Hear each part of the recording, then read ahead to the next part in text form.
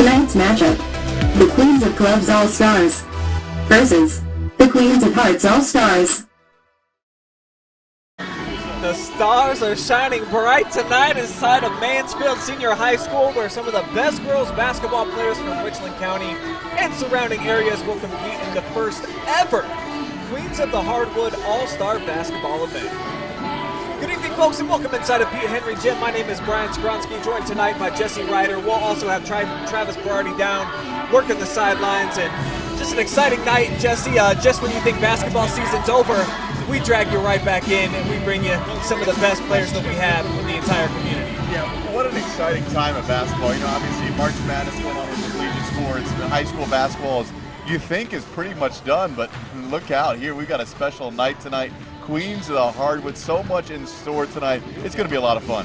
Here is exactly what we do have coming your way over the next several hours. We're going to kick things off with the skills competition, where it's going to be teams of 2 competitors. It doesn't matter which team they're playing for tonight, and the partners actually don't know who they're going to be competing with yet, Jesse, so we're keeping that a mystery until game time.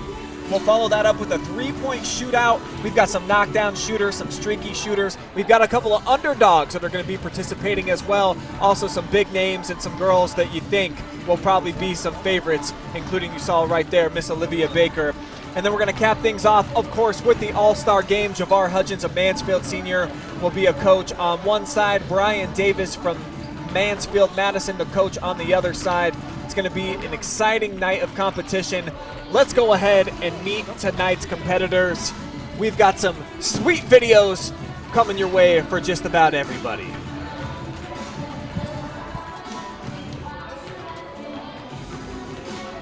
First, we'll meet the Queens of Clubs, which Javar Hudgens will be coaching this evening. And he's got several of his own players on the team, including one Monetta Hillary, stud freshman point guard, OCC honorable mention, Jesse, and she came off the bench most of the season, still put up some pretty fantastic digits. Yeah, pretty impressive to be a freshman and coming off the bench and making it to the All-Star game. I mean, those are 3 kind of accolades you don't always hear together, but she can play. She is an absolute scorer, and so this setting is going to be a fun environment for her to really see, get out here, get to the open floor, get to run a little bit, get to put up some fun shots. She's a shooter anyway, so it's going to be a fun time tonight for her. She says her favorite sports team is South Carolina, and her favorite food, mussels and shrimp. Hard to go wrong there. All right, let's keep it moving. And one of her teammates, who actually will be competing in a St. Peter's jersey tonight, Miss Kaya Wentz, just a sophomore, also making the All-Star game and voted team co-MVP. Jesse, I think that's pretty special considering she doesn't even go to this school. Yeah, certainly an interesting turn of events for her to end up being here at Julia Rizzo as well, but there's no doubt she can play. I think whatever jersey she's wearing, she's going to be a player. And so, a sophomore, had a great year. I think she was one of those players, the more you watched her, the more you realize this girl can play. She's got some great handles, ability to finish. And so I think she's one of those players, you get in the open floor, you're going to see a little bit of flash tonight, a little bit of flair.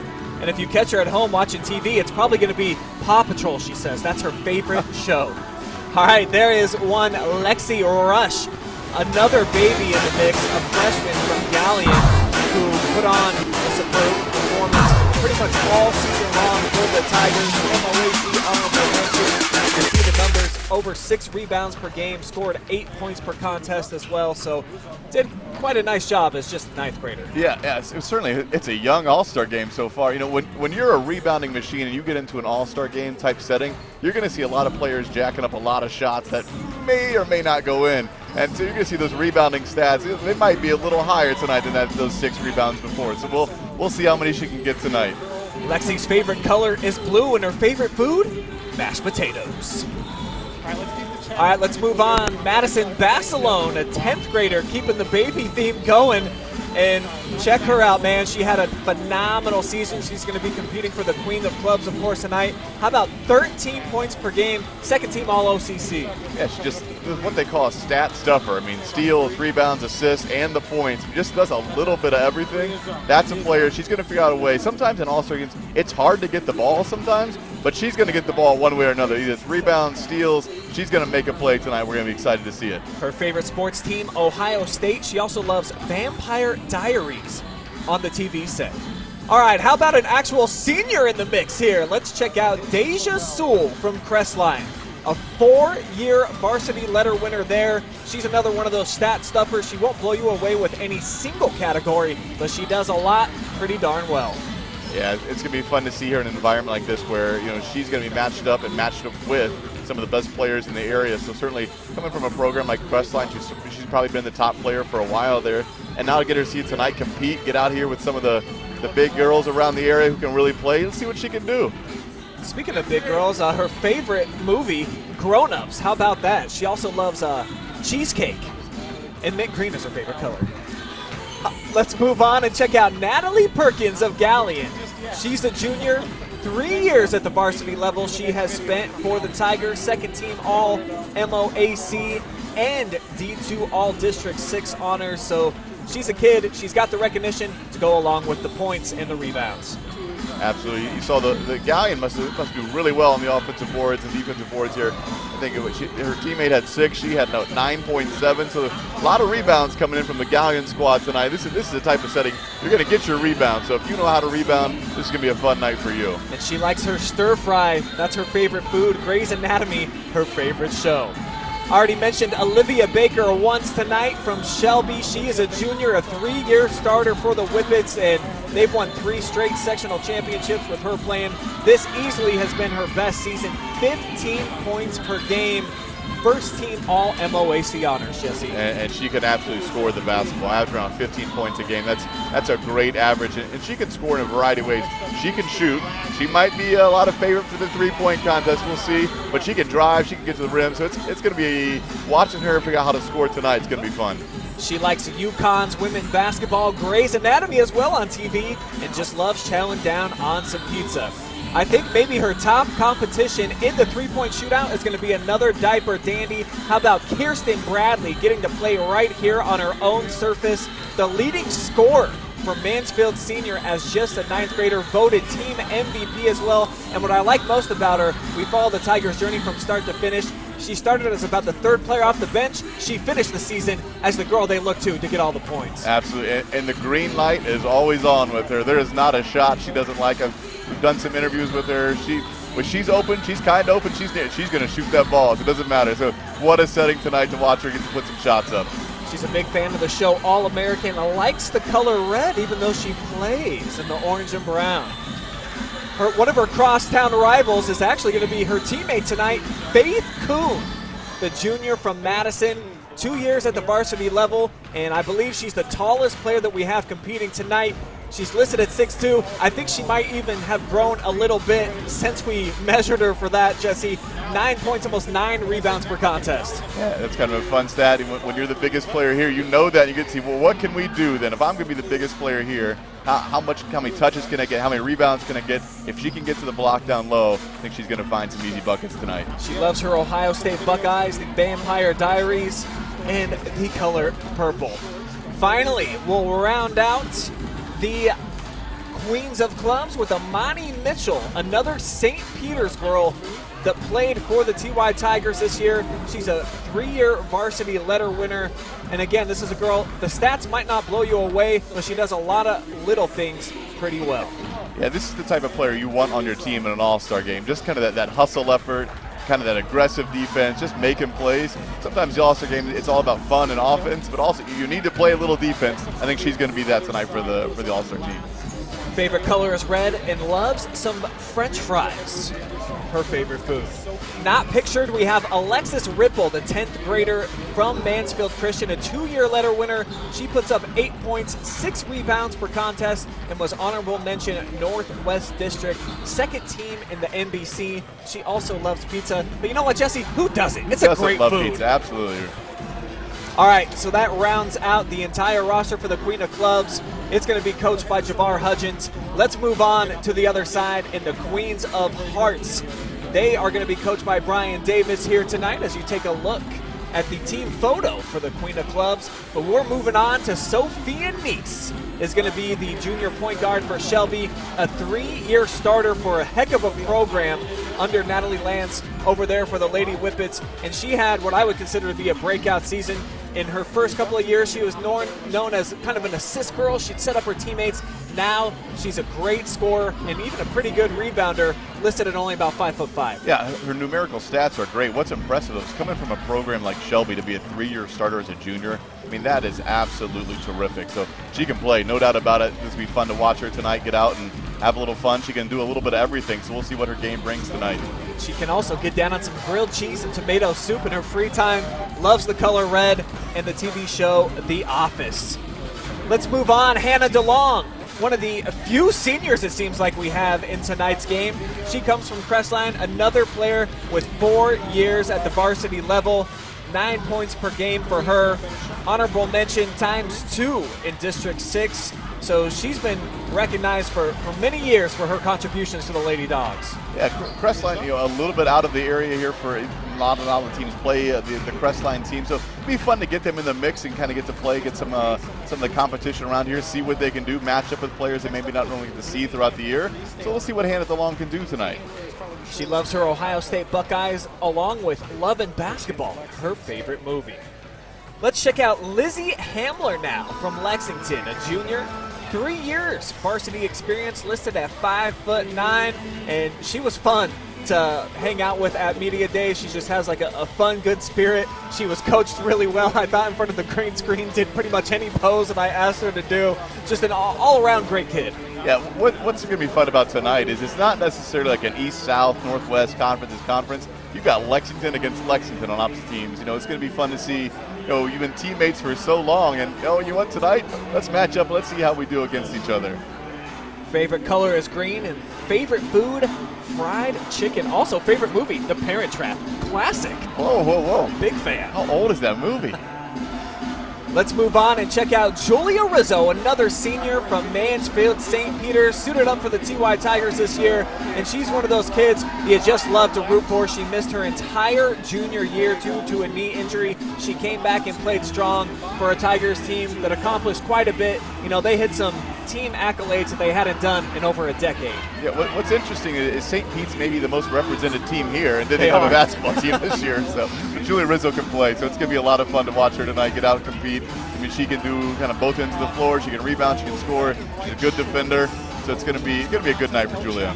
She likes Stanford as her favorite sports team, and Good Girls, her favorite TV show or movie. Elle Schmidt's another senior, and that's something that they got going on the Queens of Hearts. They have got some of the studs of the upperclassmen, and this girl, I mean, she is what you would consider a stat stuffer, Jesse. 17, 4, 4, and 5 is what she put up every night. Absolutely. Mansfield Christian had a terrific season. Won the Christian School State Championship, and Elle was obviously a big part of that. She can score in a variety of ways, but she is so quick off the dribble, can finish at the rim, and she can get the steals to get in that position. And I think she might be the best all-around athlete that we have playing in tonight's game, and a great taste too. Dumb and Dumber, her favorite movie.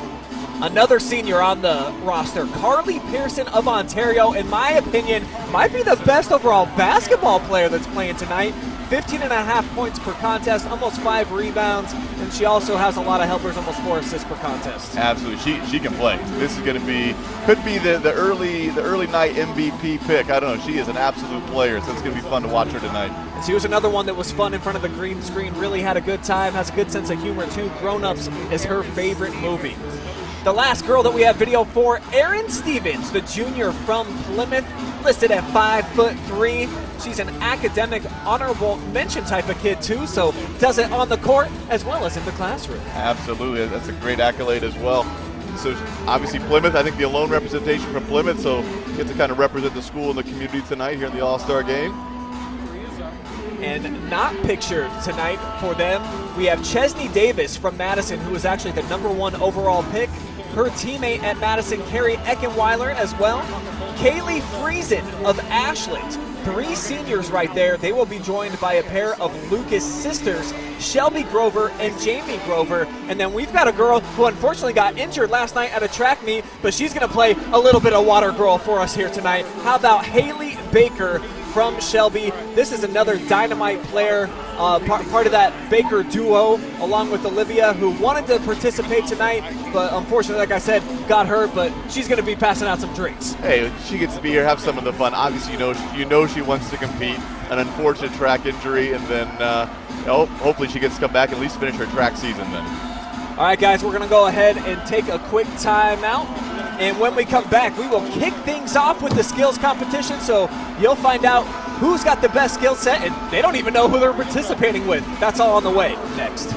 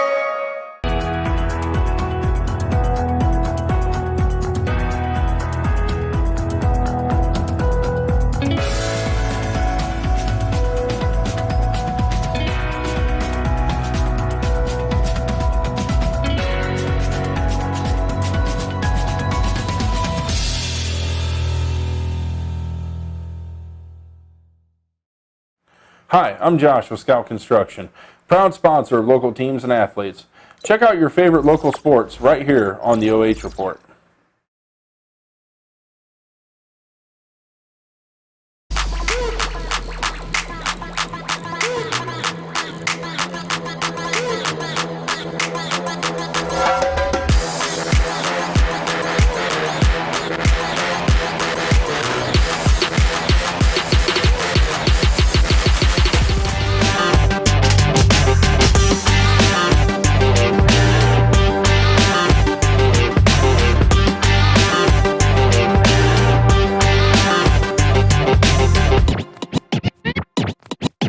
Be a surprise to everybody So it's going to be fun. And as soon as I get the heads up that we are back and we are up, we are back and we are up. Well, hey, those of you out there watching live and free on the OH Report, welcome back to Mansfield Senior High School, where it is officially time for the skills competition. And we are going to kick things off. Do we have a demonstration that we want to show first? Or does everybody know what they're doing?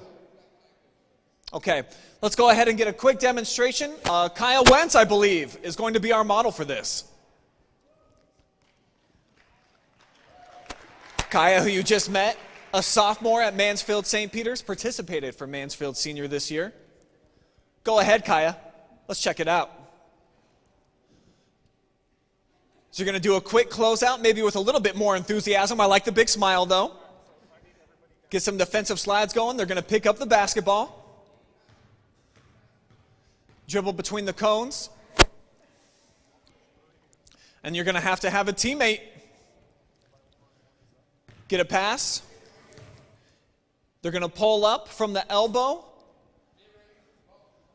knock that one down, pick up that ball, knock down a short one, and then the last one, they're going to drive in. It's going to be a layup.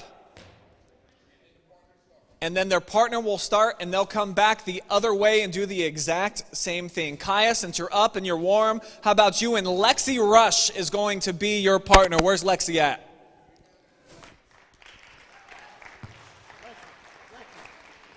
Lexi, a freshman from Galleon.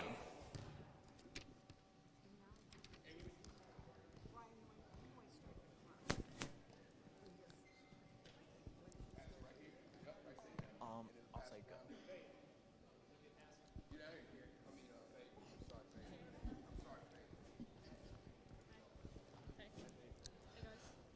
All right, girls. On my count, we're going to get this thing going. Are we ready? Are we set? Go! Pretty nice defensive closeout. Let's hear it for her, guys. Let's make some noise, huh? Lexi Rush. Nice around the back dribble, little crossover. Pass to Deja Sewell to Baker, back to her. See if she can knock down the mid-range J. She can, money. The little shorty, good too. Taking it in, and she's got the layup. She releases Kaya. There it is. There's the burst and the enthusiasm. Up to 35 seconds on the clock now, as Kaya makes her way down to the shooting portion of the drill. She pulls up, shoots. That one's good. Second one, back iron. You keep shooting it until you make it, kids. And then Kaya Wentz goes in. Stop the clock at 54 seconds. 54 seconds is the time to beat. Our next two competitors tonight are going to be Lizzie Hamler and Faith Kuhn. Lizzie and Faith, so pick your side and get ready. Yeah. And girls, actually there's one more caveat and rule that we forgot to mention. If you so choose, you can shoot a 5-point shot at the end to round things out. And if you make it, 15 seconds comes off the clock. But you got to keep shooting till you make it. Are you interested?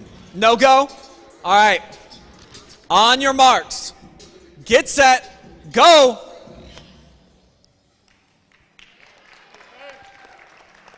Teammates clapping it up for Faith. Makes her first move with about 10 seconds here.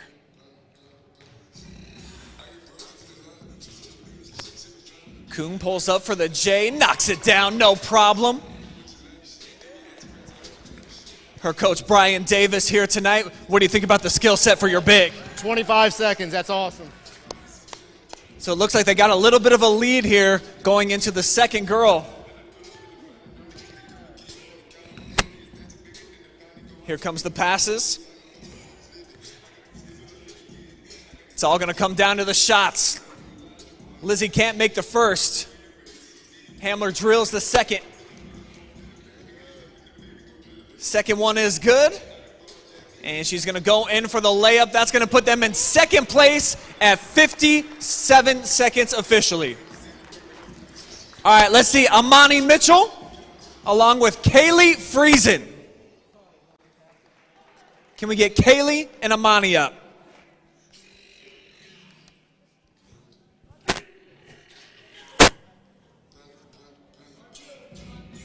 Friesen is a senior from Ashland. Amani, a junior from Mansfield St. Peter's. Are you girls interested in the 5-pointer? Nah. All right, on your marks. Get set, go. And we're gonna start on this end, switching it up on you.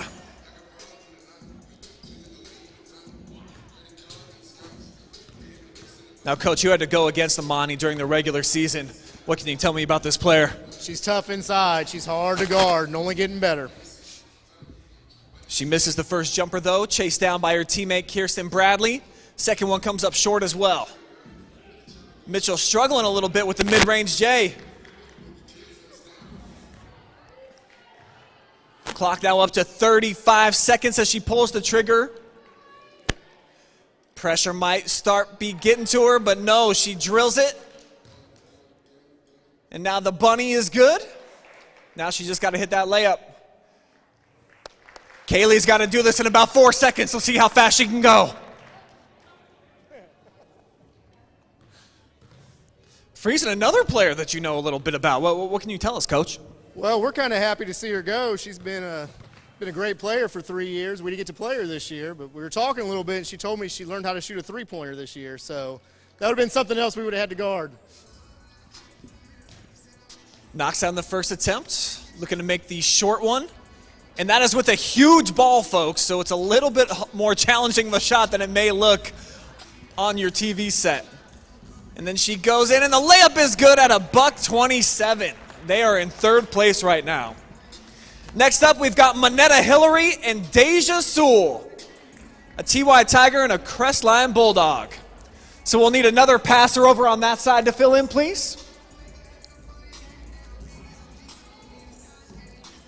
Deja, are you interested in the 5-point shot? Another no-go. All right, are we going to start down here with Manetta? All right, girl, you're up in 3, 2, 1. Here comes Hillary out the gates. Nice defensive slide. And we know she's got handles.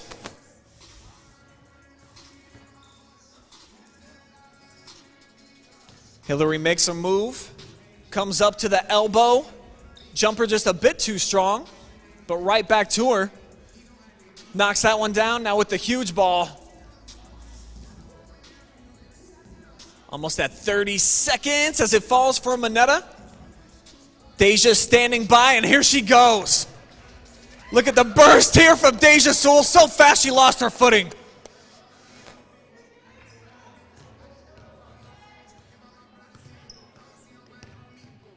The senior showing off the handles.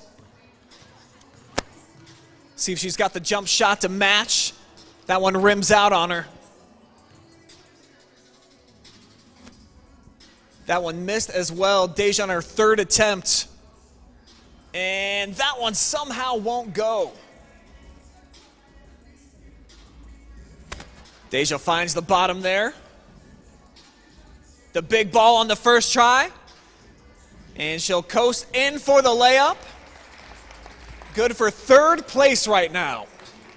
Next up, how about Natalie Perkins and Aaron Stevens? Natalie and Aaron.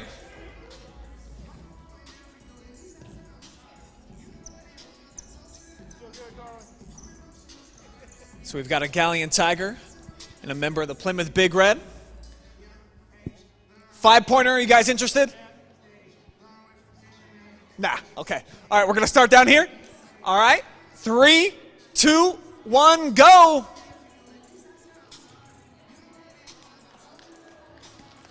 Nice start for Natalie. Coming out quick.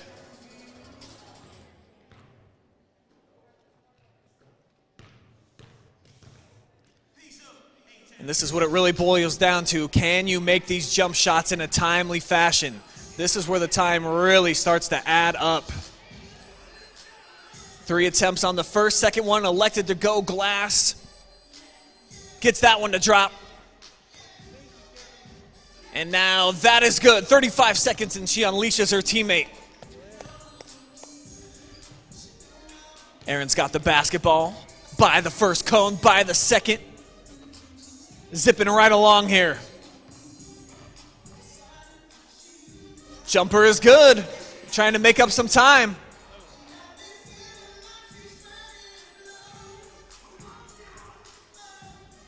And then she finishes right at 102. So I believe our first team is still in first place. The first one that went. All right, next up we've got Sophia Neese and Alexis Ripple. Sophia and Alexis.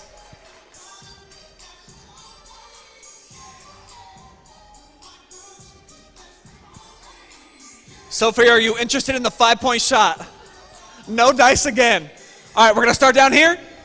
All right, we'll unleash her in 3, 2, 1. Ripple after the closeout, doing the defensive slide. She's going to pick up the rock with 6 seconds.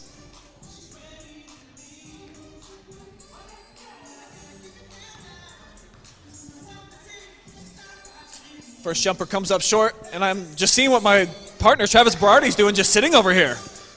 Where's your microphone, sir? Right here. Fire it up. All right, this team could be the one to beat. We'll see what Sophie Neese does. Sophie, one of the best ball handlers that we have in North Central Ohio. Definitely developed a jump shot this year, though she misses the first. Second one is good.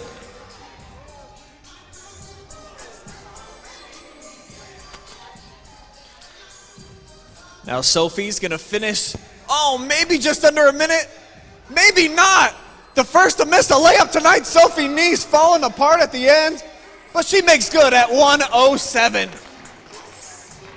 2 more teams still to go. How about Elle Schmitz and Jamie Grover? 2 seniors. One from the Lucas Cubs, the other Mansfield Christian. Who's going first? You're gonna go first. Jamie, you wanna shoot that 5-point shot? All right, we're gonna start down here. All right, Elle, we'll unleash you in 3, 2, 1.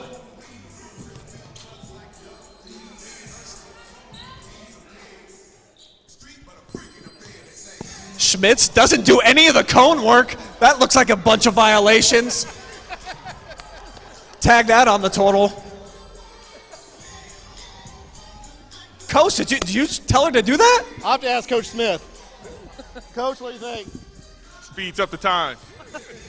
That it does. It actually doesn't, because I believe that we are adding 5 seconds per missed cone. Is that right, VAR? He looked a little hesitant with that nod. So Elle's got the layup at 38, and here comes Grover. What are you thinking, Travis, so far? Well, 54 seconds to start. I thought somebody was going to get to beat that, but I guess that little practice that Wentz had really helped her out. Somebody going to beat 54 seconds? It's not going to be this crew. Grover 0 for 2 from the elbow. 3rd time is the charm. Big ball, good in the first try. And now with the layup at 116. So the team to beat still is Kaya Wentz and Lexi Rush, but we've got Shelby Grover and Carly Pearson yet to go. Shelby and Carly, who look stunned.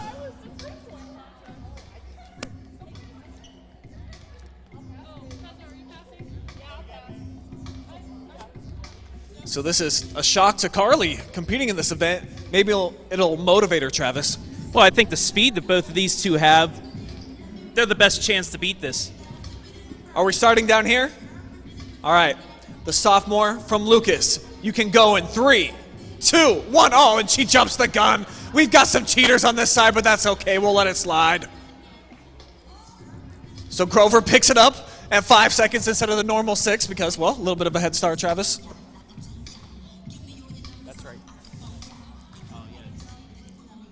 Jump shot. Second one is good. Now that big, heavy ball, that can be a test. No problem for Grover. She averages 20 points per game. She's used to scoring, and here comes Pearson. She looks at 32 seconds on the clock, so they've got time. Carly showing off the handles. Couple of passes. Whoop! Almost ran into the pole, but right around it. First shot won't go down. Second is short. And that's not going to do it, Travis. It looks like our winner is going to be Wentz and Rush. Nobody could do it. They were pretty much perfect to start out, and it held on. All right, so Pearson finishes. It's 107. Can we get our winners up here? Where's Kaya and Lexi? Come to center stage.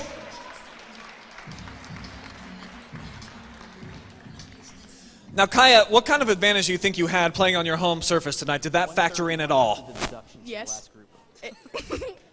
Just accustomed to this. Why do you think that you girls were able to set the stage so well, first team, come out of the box and win it? I think it was just because we made our jump shots. That's pretty much it. That's right, kids. Let that be noted. Make your jump shots. Jory, what do you have for them? We have some T-shirts, Queens of the Hardwood, and then we also have Bo Lacey Construction sponsored this event, so you get some sweatshirts. So thank you, Bo Lacey Construction, for sponsoring. Congratulations, girls, on being our champions here of our first event. We're going to take a quick TV timeout. When we come back, we'll set things off with a three-point competition. Stay tuned.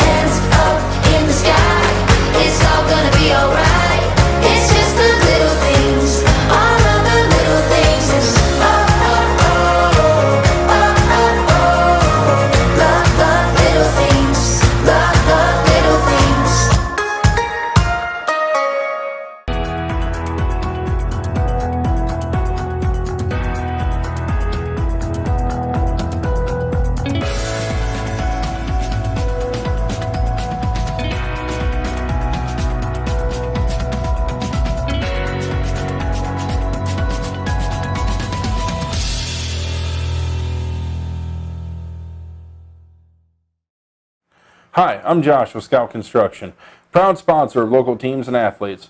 Check out your favorite local sports right here on the OH Report.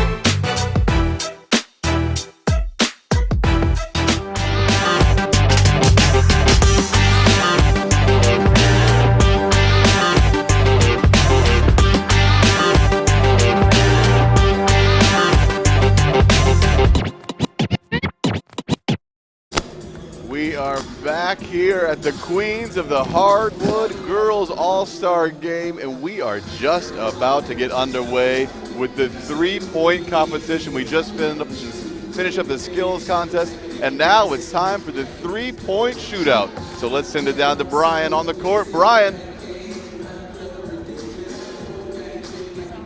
We'll be down there in just a second. We're getting ready to kick off the three-point shootout. We're going to have a lot of fun tonight. We got girls from all over the multiple counties tonight. We're going to have a lot of talent on the floor. The three-point contest is next, followed by the All-Star game tipping off in just a little bit. We've got girls represented from a lot of different areas, schools. So it's going to be a good time. We just finished up the skills competition. The first team of Lexi Rush and Nakaya was able to get the win. After all the other competitors, the first team had the best time. So we are just moments away from the three-point contest. We're getting ready to get down there, meet the shooters, and see what we got in store for tonight. So let's send it down to Brian on the court. Brian. All right, thanks, guys. Now down on the floor where we are about set to kick things off with the three-point competition. And our first competitor tonight, playing right here on her own surface, Kirsten Bradley, where you at? You gonna be up first. Oh, it's out of battery.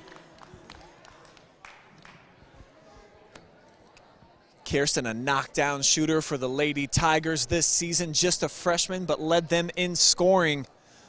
Almost a dozen points per game and really came on strong. Jesse Ryder knows she's got the green light anytime.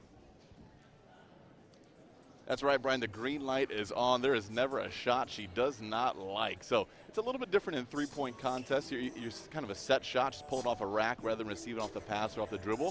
Sometimes that'll mess with you the first couple of shots, but let's see what she can do.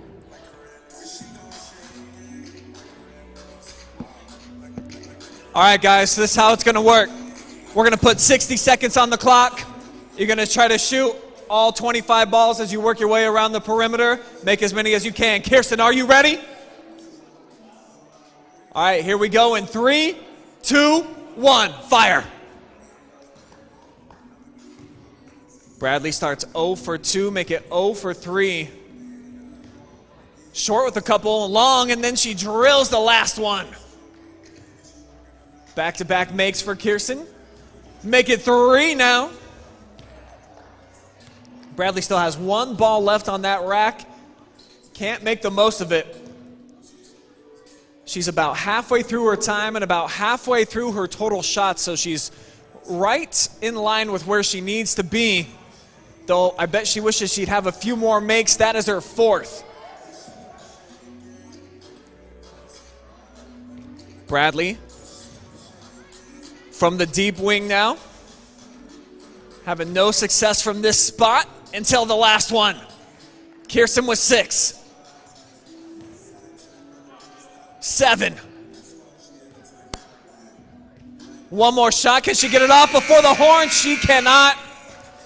Kirsten Bradley with 7. Kirsten, how'd you feel about your performance? No. She just says no. All right, next up, Maddie Basilone. Make your way to center stage.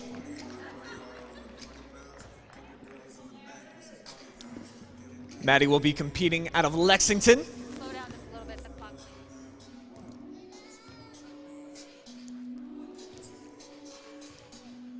All right, Maddie, we will start the clock on the release of your first shot. How about that?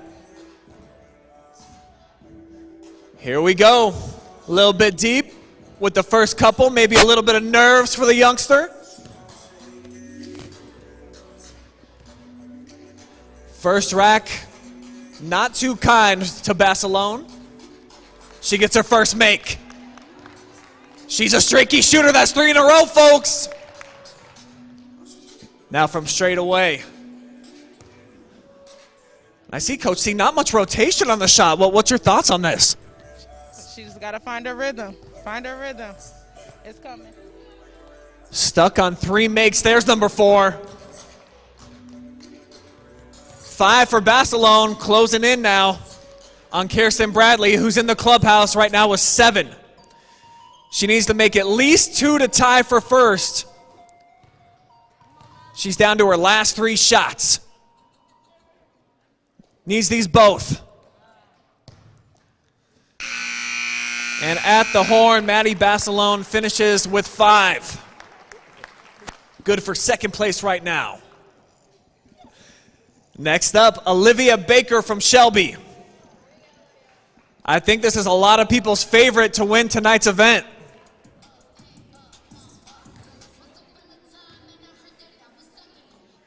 And again, Olivia, whenever you're ready, we'll start the clock on your first release.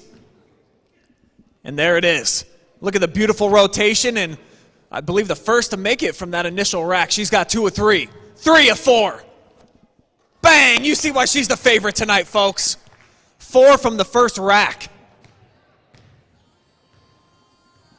This kid can flat out light it up. She's already tied for the lead. Olivia Baker in first place and adding to her total.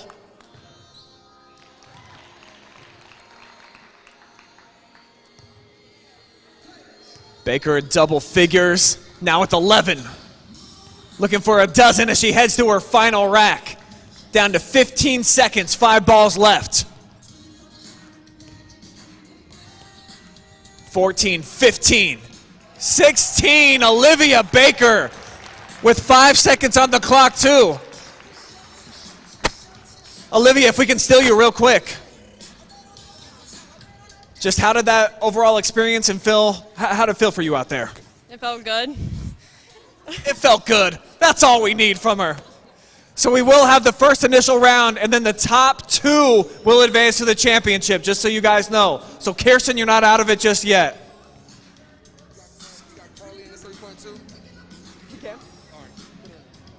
All right, next up, let's throw Carly Pearson in there. Carly, you want to jump in?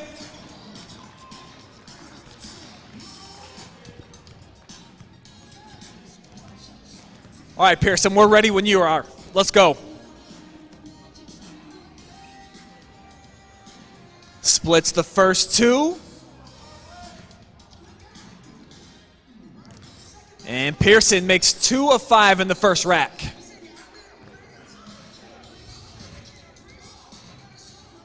Two of her first 3 in the next. So she's got a 4 spot as she heads to the center rack, folks. And she likes this spot straight away. Carly Pearson cooking.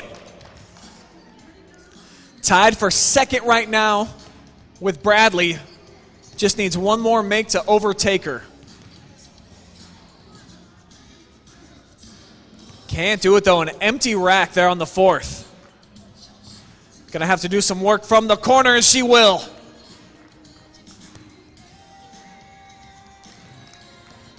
Pearson to a 10 spot. So Carly in second place now with 10. Next to center stage, can we get Carrie Eckenweiler from Madison?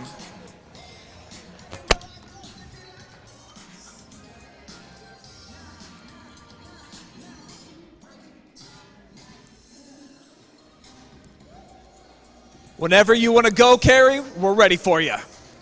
And the senior fires short with the first, strong with the second. She's got that Goldilocks. The third was the right fit. Starting to find the groove now, 2, 3 in a row to close out the first rack.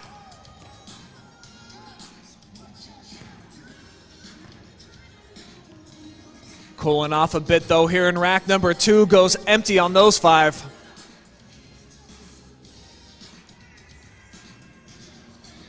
See if she can make up some ground from the middle. Carrie goes just 1 of 4 from straight away, sitting at 4 total.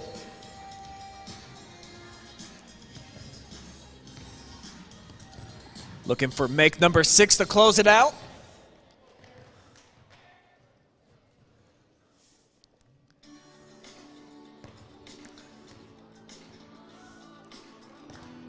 And Carrie will finish with 6 makes. 4th place right now. Hannah DeLong from Crestline, you're up next. Seems to be a fan favorite here.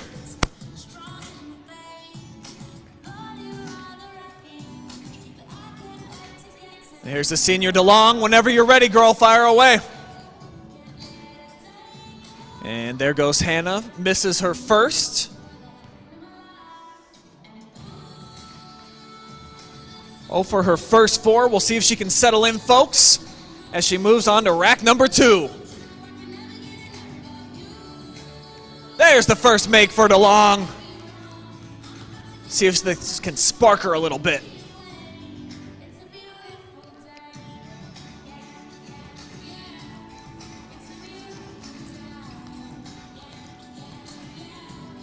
Hannah struggling a bit to find the bottom of the net. That's all she needed was a doubter, a little bit of encouragement. DeLong at 2 as she enters her second to last rack.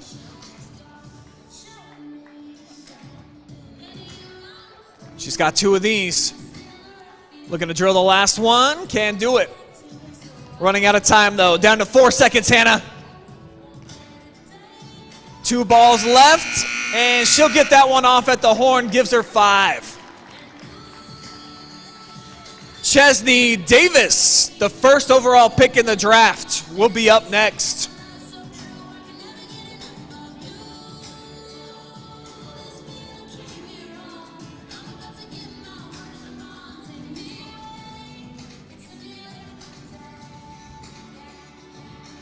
Chesney knocks down the first. I believe she's one of only 2 players, along with Baker, to make her first shot tonight.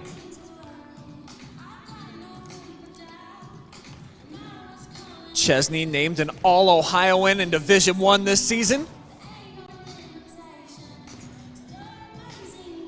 And makes her second. She's straight away now. Starting to find the touch a little bit. Chesney with a 4 spot right now.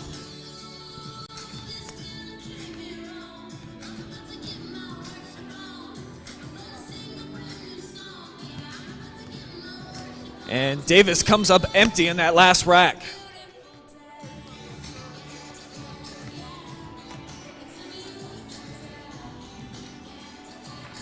Chesney looking to make her last 2 from the corner.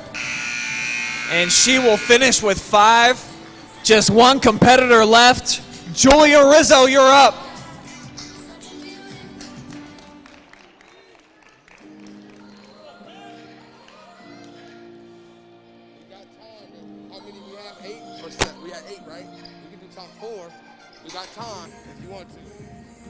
Coach Hudgens looking to throw a wrench into things, saying maybe we should do 8 down to 4 before we get to 2. We'll see what Julia does.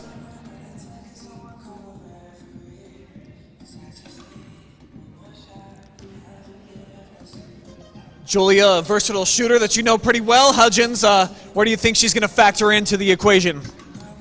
Let's see what if she hit these next couple shots, I see her hitting about 10. 1. All right, maybe 9.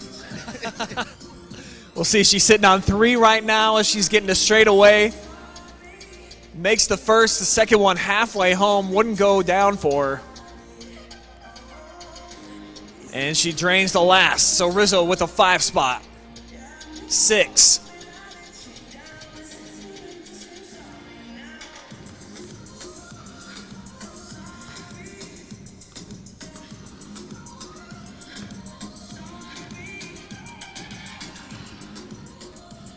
Julia down to her last ball. She puts it up, and it's no good, so she finishes with 7. So we have you want to go down to 4? All right, this is what we're going to do. We're going to have the top 4 competitors all compete, and then we will pick a champion from there. So, Julia, you're going to get the opportunity to go again right now. Kirsten, you'll be up right after her. Followed by Carly, and then Olivia Baker gets to go last. That's our top 4.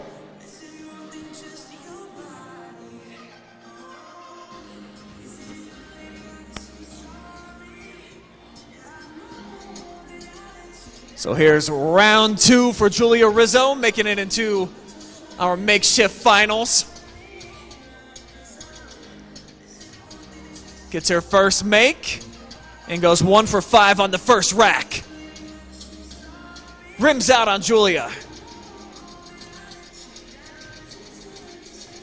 Can't get the friendly roll here in the friendly confines of the gym where she played this season for the TY Tigers.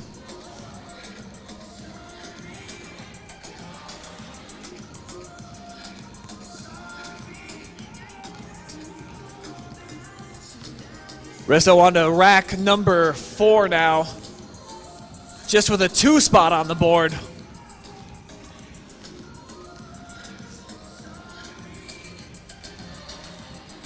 Now Julia's got just 6 seconds to get off 5 shots. It's got to be rapid fire here. We'll count the last one if it goes.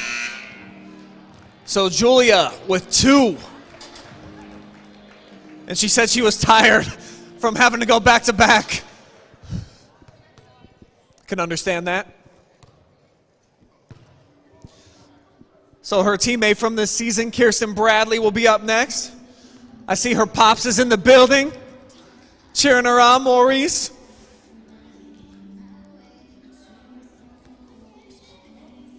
And a little pump fake to start things off. Got the defender in the air, and here she goes now. Bradley gets the first make. 1 for 5 on the opening rack. There's her second. And Bradley just 2 makes in the first 2 racks. Looking for more from straight ahead.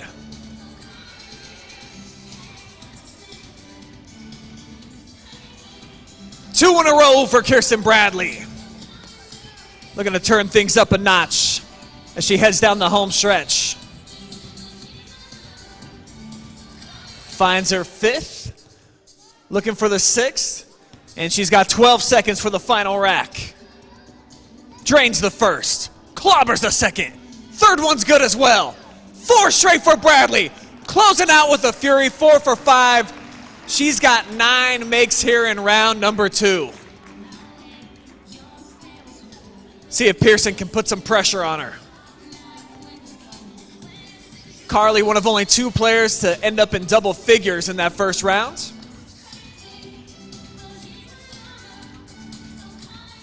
And here she goes, kicking things off with a bucket. 2 for 3 to start. 3 for 5. Good opening rack here for Carly, and she's going to keep it going. Excellent rotation always from Miss Pearson.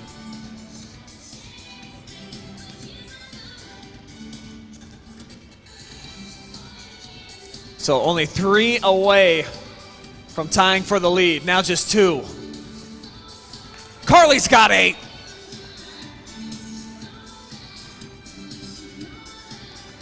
Pearson up to 9, tied for the top spot. And now she takes the lead.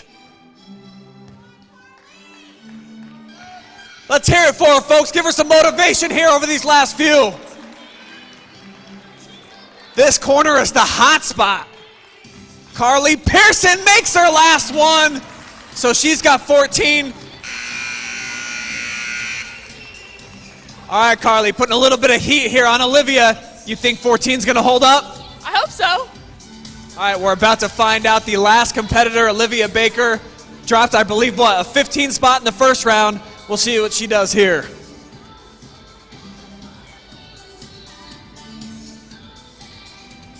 All right, she sends the first. Good, of course.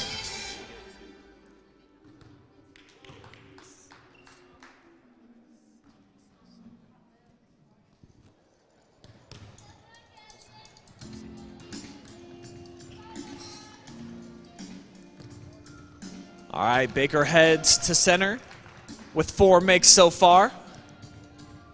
Now she's starting to pull the trigger. Hit her first 2 from this rack. Now she's 3 of 4, 4 for 5. Great straight on rack for Olivia Baker.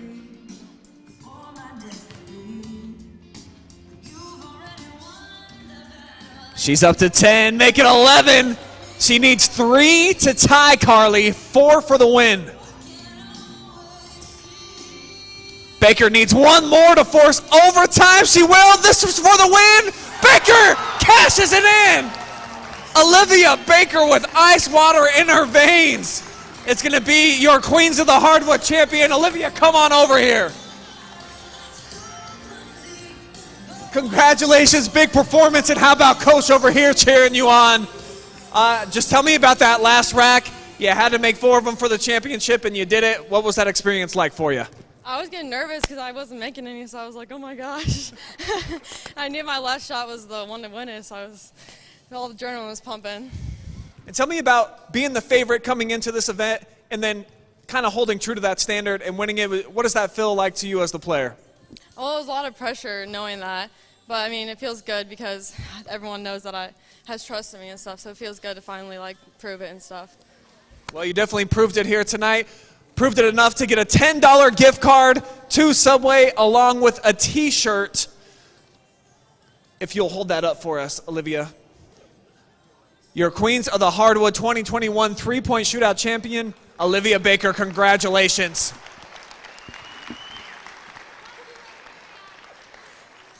And thank you so much to Spherion Mid-Ohio for sponsoring tonight's three-point competition.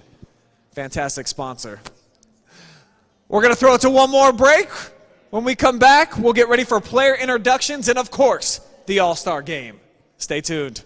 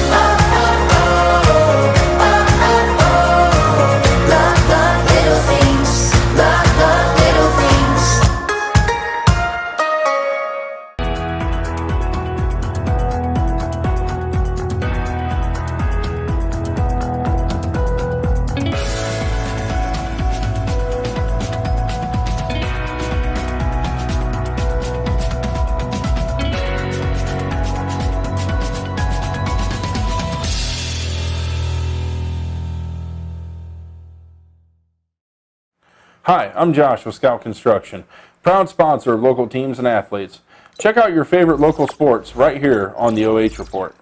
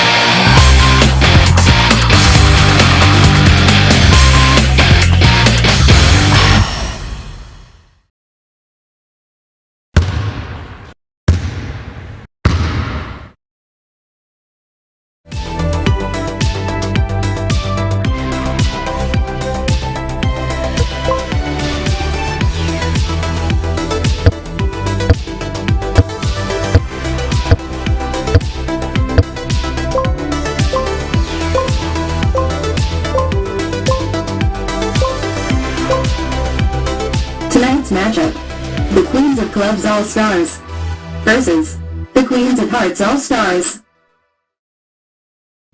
The Stars are out tonight here at Mansfield Senior High School for the first ever Queens of the Hardwood All-Star Basketball Showcase. You have seen them on display in the skills competition and the three-point shootout. Coming up next, we've got the All-Star Game on the way. You won't want to miss it. Make sure, get you some snacks, cold drink. Stay tuned.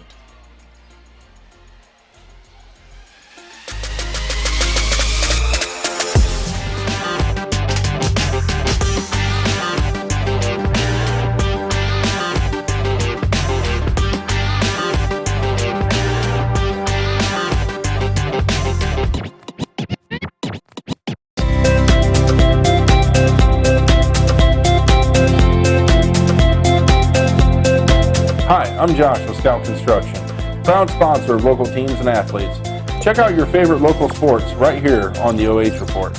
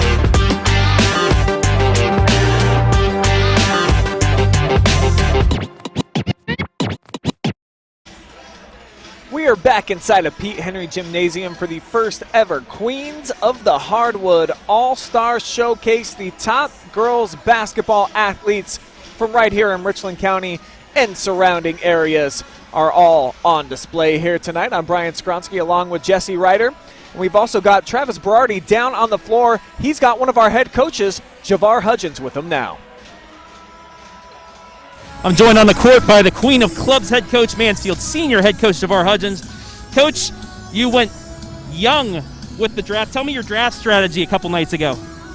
Well, as you know, my program has been based off of young girls, So I just wanted to keep the tradition alive even through the All-Star game.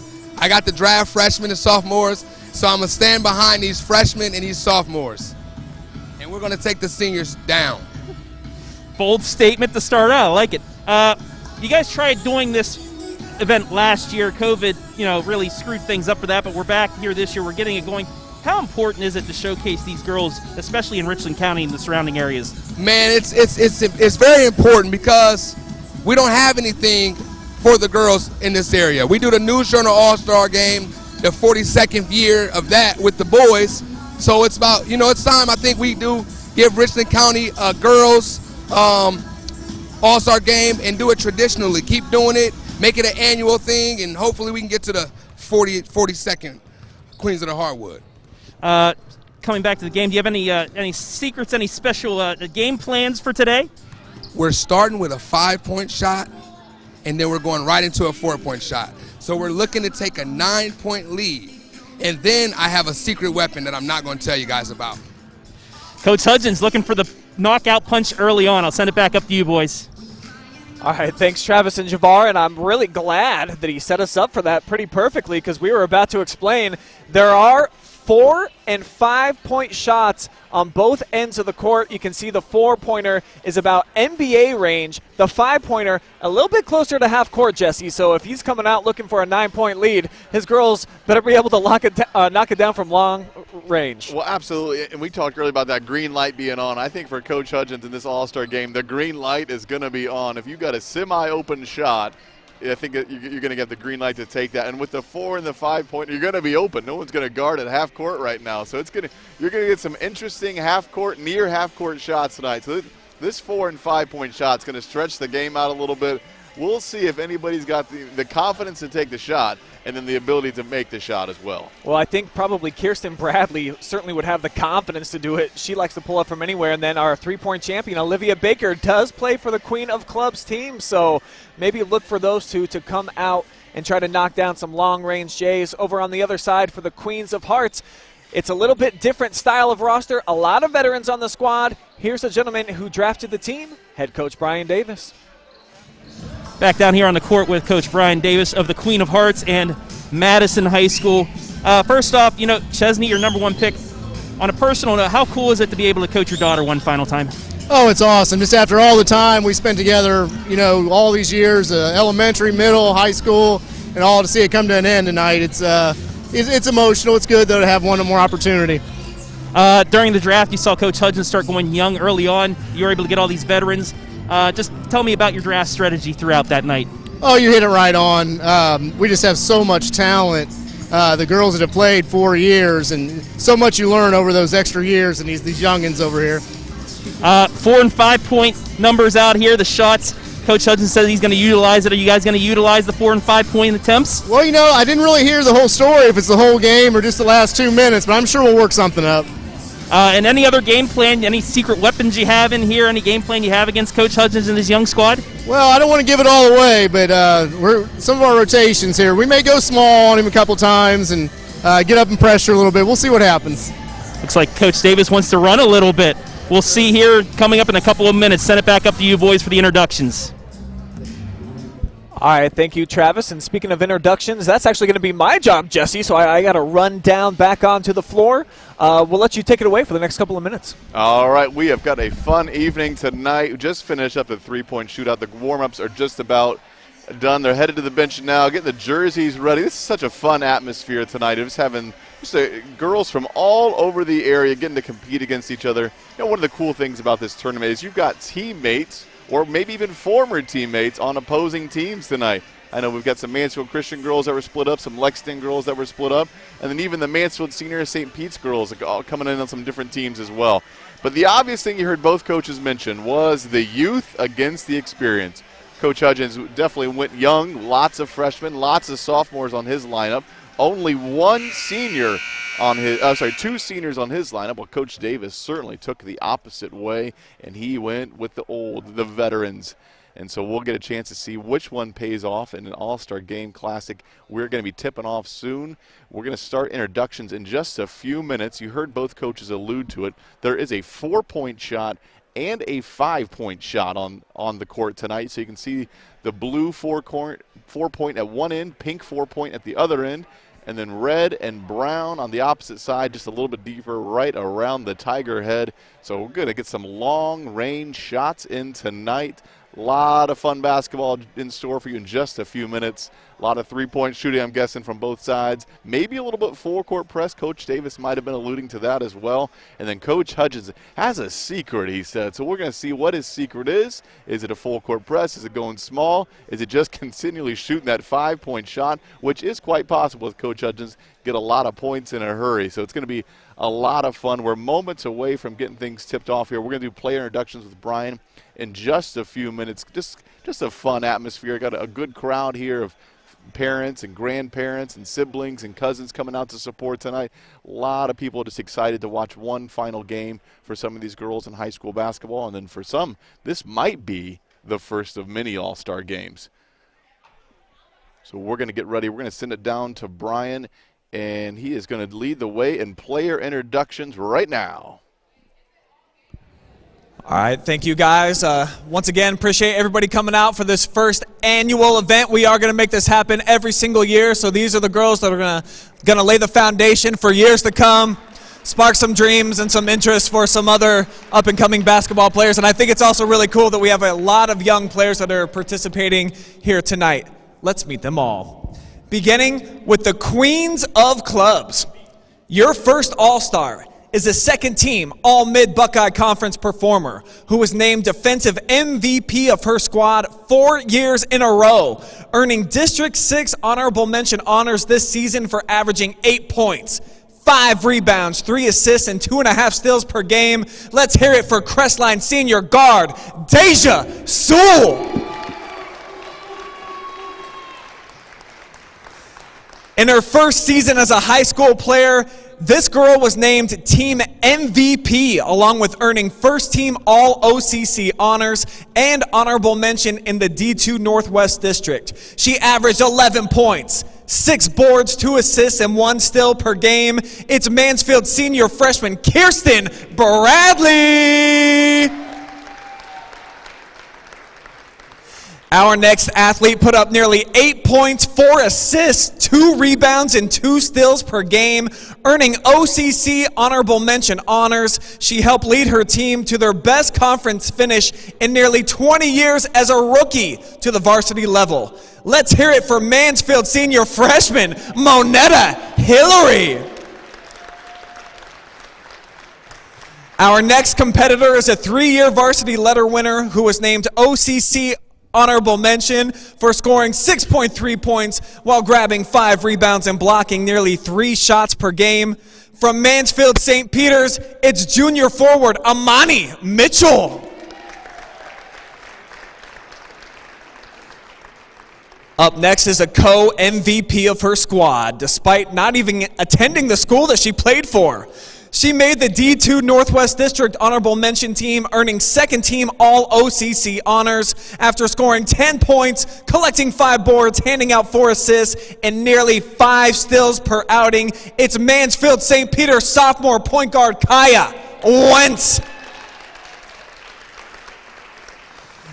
As just a freshman, our next player put up over 8 points a game, snatching 6 boards, putting up more than 1 assist and steal per night. She was honorable mention in District 6, along with MOAC honorable mention. It's Galleon 9th grader Lexi Rush.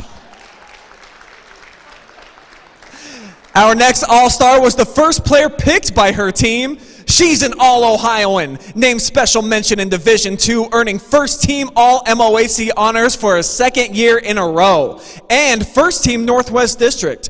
She averages 15.5 points, 5.5 rebounds, 2 assists, and 2 steals a game. It's your 3-point shootout champion. Get loud for Shelby Jr. Olivia Baker.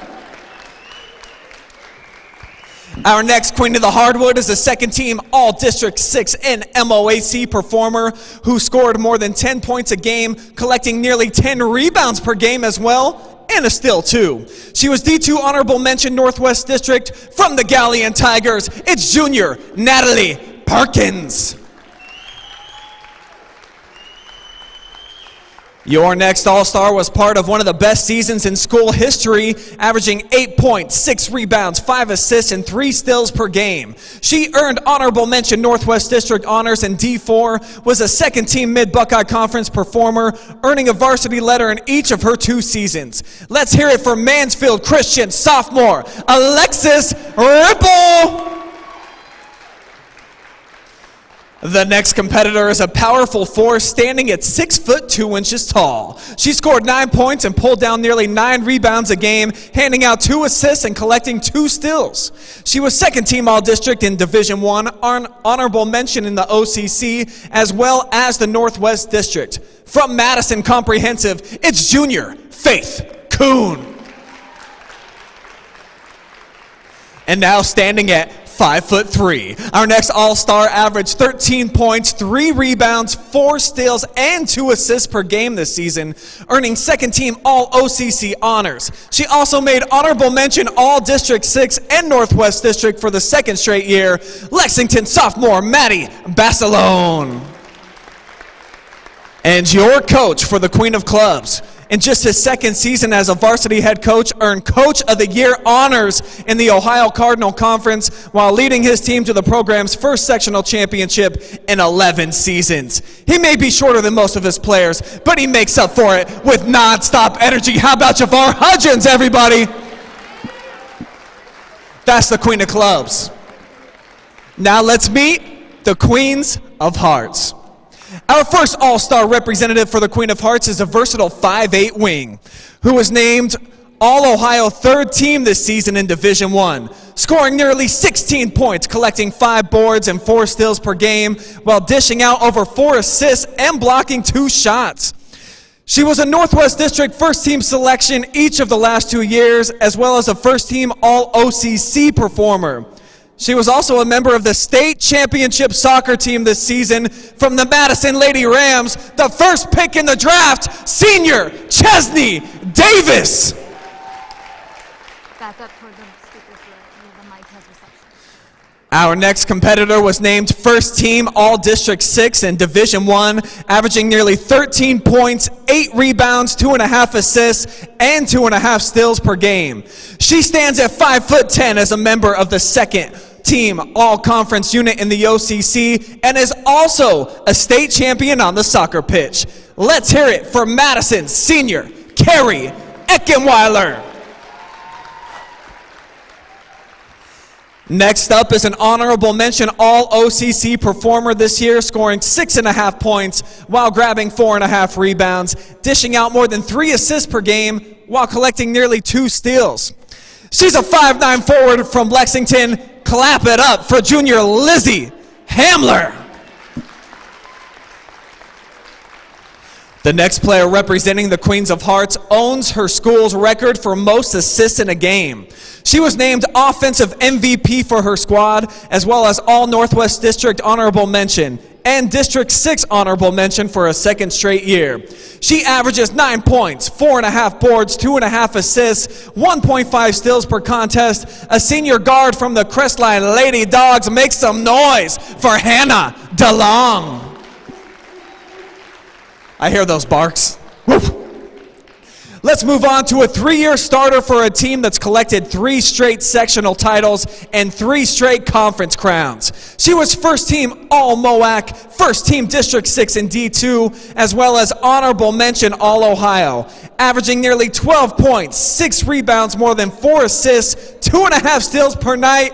Let's get loud for Shelby Whippet Junior guard, Sophia Neese. Our next athlete gets it done on the hardwood and in the classroom as an academic honorable mention selection. She was also an honorable mention pick in D4 District 6, scoring more than 9 points a game, collecting 3.4 boards, 1.7 steals, and handing out 1.3 helpers. At 5'3", it's a junior guard from the Plymouth Big Red. Go Bananas for Erin Stevens. Next up is a first-team All-League performer in the Mid-Buckeye Conference who earned All-Ohio Honorable Mention honors this season. She's a 4-year varsity letter winner, named first-team All-District 6 for averaging 17 points, 5 steals, 4 assists, and 4 rebounds a game.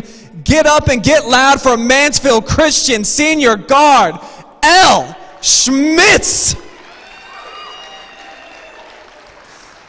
Our next All-Star averaged 8.3 points, 7 rebounds, 3 assists, and 2 steals a game. She was recognized as an honorable mention All-District 6 performer and named to the All-Ohio Academic Team, including honorable mention recognition in the OCC and D2 District 6.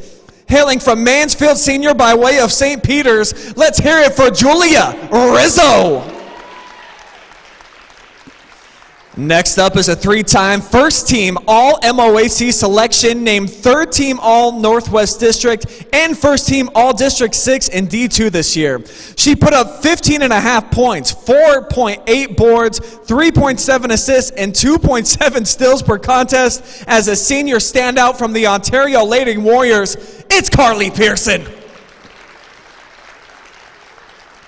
Our next star averaged more than 20 points and 8 rebounds per game on her way to becoming a D4 All-Ohioan this season. She broke her school's single-game scoring mark that had stood for 32 years by filling it up for 40 points. She's a first-team District 6 and Northwest District selection, and it's just a sophomore. Let's hear it for Lucas's Shelby Grover. With a versatile skill set that allowed her to average 7 points, 7 rebounds, 5 assists, and 4 steals per outing, our next All-Star is a 4-year varsity starter named Defensive MVP of her squad all 4 years. She holds her school's record for most steals in a game with 12, most assists in a game with 16, and made some clutch free throws in the final seconds to earn her squad their first league championship since 1987 last season. Put your hands together for Lucas's senior, Jamie Grover. And our final competitor is a first-team All-OCC performer, also named first-team All-District 6 in Division I. She was named Team MVP this year, scoring more than 11 points and grabbing 9.2 rebounds, while also blocking 2 shots per contest. Ladies and gentlemen, make some noise for Ashland's Kaylee Friesen. And coaching the Queen of Hearts tonight is a varsity head coach with 9 years experience who wisely chose his daughter with the first overall pick in the draft. Let's hear it for Madison Lady Rams coach Brian Davis. And without further ado, let's get it on. Let's play some basketball.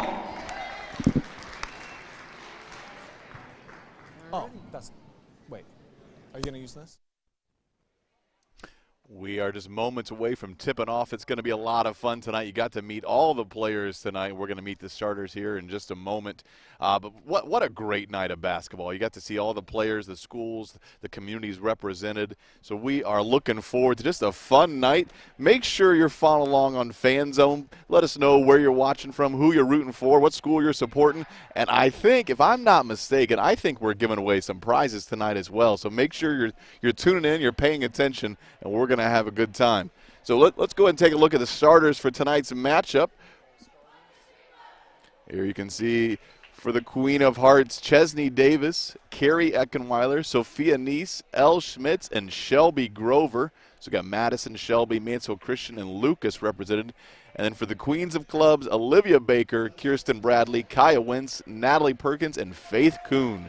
So a lot of talented players out there, a lot of different schools just represented, even in the starting lineup. So we are going to have a lot of fun tonight. We are just about to tip off here. Getting everybody acclimated, figuring out where everybody needs to go. We got some referees out here. It is an official thing. It's not just some pickup game. It is a real game of basketball tonight. Faith Kuhn wins the tip. Kaya Wentz has got it. Coach Hudgens said right away they want that 4- and 5-point shot. They're thinking about it. You can see she's smiling right around that 5-point area. They're setting the screens high. Looks like they're playing a little defense. I think they know what's coming. They heard about that 4- and 5-point shot. They're going to settle for a 3. It's long. Rebound, bucket, good.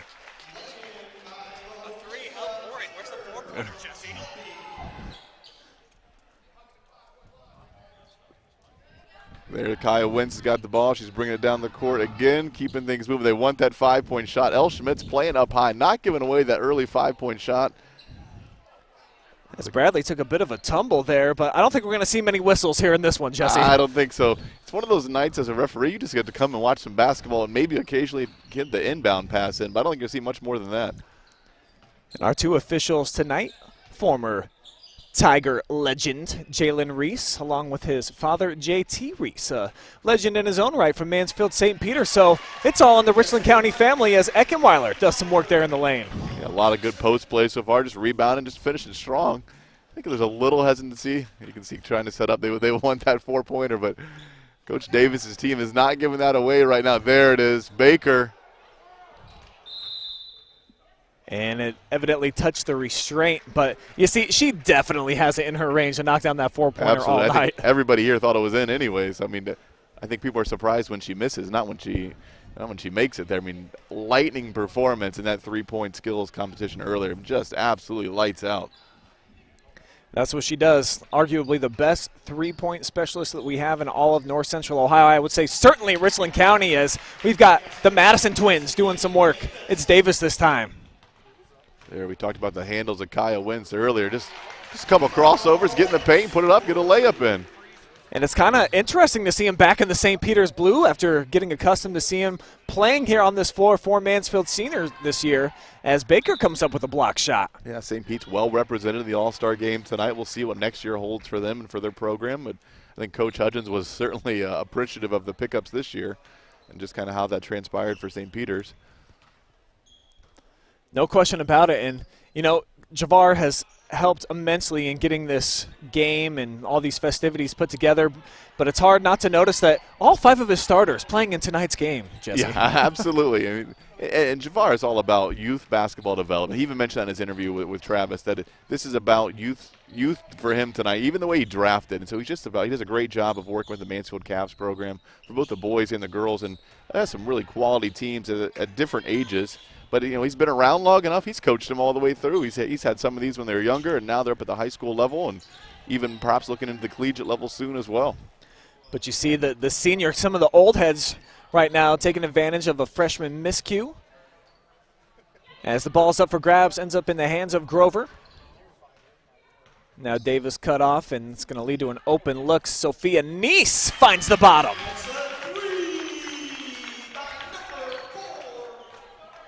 You know, being a coach in the All-Star game is obviously a special accolade, a lot of fun, but there is some challenges to go along with it. You want to compete, you want to win, but you've got a lot of girls who are very talented playing and then sitting on your bench. You got to manage minutes. You got to figure out a little bit of offensive flow in a game like this. What's your strategy? You know, Coach Javar mentioned the 4 and the 5-point shot, and they're 0 for 1 in that area. But, you know, how are you going to play the game? Are you going to press? You're going to sit back a little bit?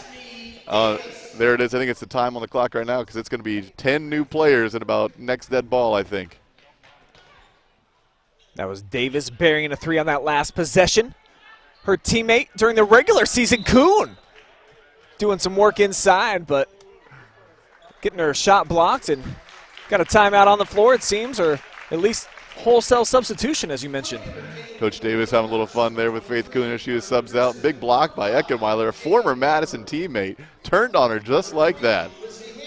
That's part of the beauty of this event, though, when you get to go head-to-head with some of your teammates. I mean, it's fun to get that one last game with, you know, the girl that you grew up with, but when you get to go head-to-head, a little bit more added incentive. Absolutely. It was a nice move, but nice block, and now Carly Pearson's running the break. Alley-oop, not quite. It's going to be a steal into the hands there of Basilone, but they give it away.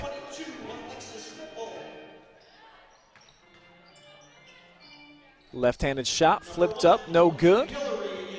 That's from Friesen. Leads to a deep 3 here from Pearson, our runner-up in the 3-point competition. She sparks one. A strong runner-up performance, too. I mean, she started getting going on that 4th and 5th rack, and, man, just couldn't miss for a while, and apparently still can't miss, just feeling it. Yeah, she can really play. Here's Basilone, comes up short, but into the hands of Ripple. She gets it done. While you're on the floor during the 3-point competition, some of the fans and I were talking about just the fatigue it takes in some of that 3-point, especially to go a second round for Julia Rizzo. She shot, probably, first and second round back-to-back. That's a lot of shots. That's 50 shots in a row, no breaks. So that's a little physically demanding, but she handled it, did a good job making it to the second round. But Olivia Baker was just a whole nother level. Yeah, she's a little bit different breed, shooting from downtown as that one spins out for Rizzo into the hands of Hillary. Young, exciting player, just a freshman. Scoop shot, and that one funnels its way through. Yeah, in the open court, that's where you see some of these Mansfield Senior players. That's something Coach Hodges really talks about, getting the open court and be able to finish layups. And when you're in an all-star game setting, you're not going to see a lot of zone looks or a lot of presses or traps on the ball. So one-on-one's going to be a lot of fun if you have that sort of skill set.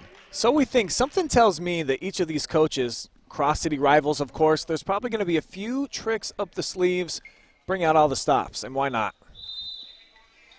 Yeah, both coaches kind of alluded to that. Again, looks like we got our first time out of the game here. That's right. We'll step away. We'll be right back. Queen of Hearts right now on top, 13-10.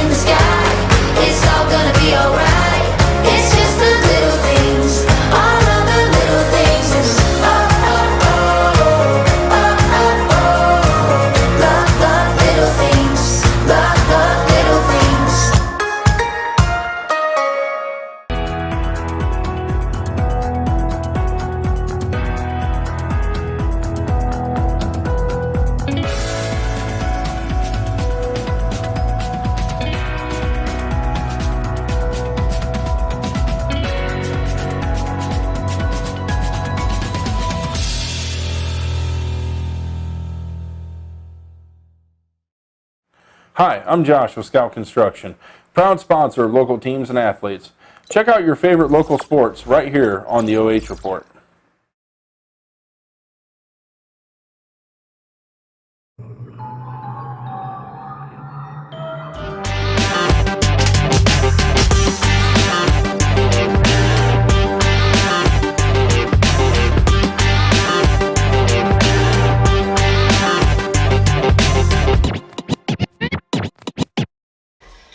It's the Queens of the Hardwood back at it again. But for the first time, Jesse, feels pretty good to be here tonight. All these Richland County and surrounding area All-Stars playing pretty hard here at the beginning as we've got the Queens of Hearts with a slim lead right now. Yeah, and Coach Davis threw on that full court press. He saw Coach Hodges kind of give him a look like, this is what we're going to do. We're going to get at it all right. So they put the press break on, made it down the floor, but once they got down the floor, gave up a turnover. Big pass by Pearson, too much, too fast.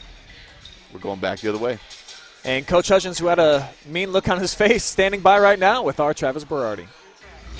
All right, Coach.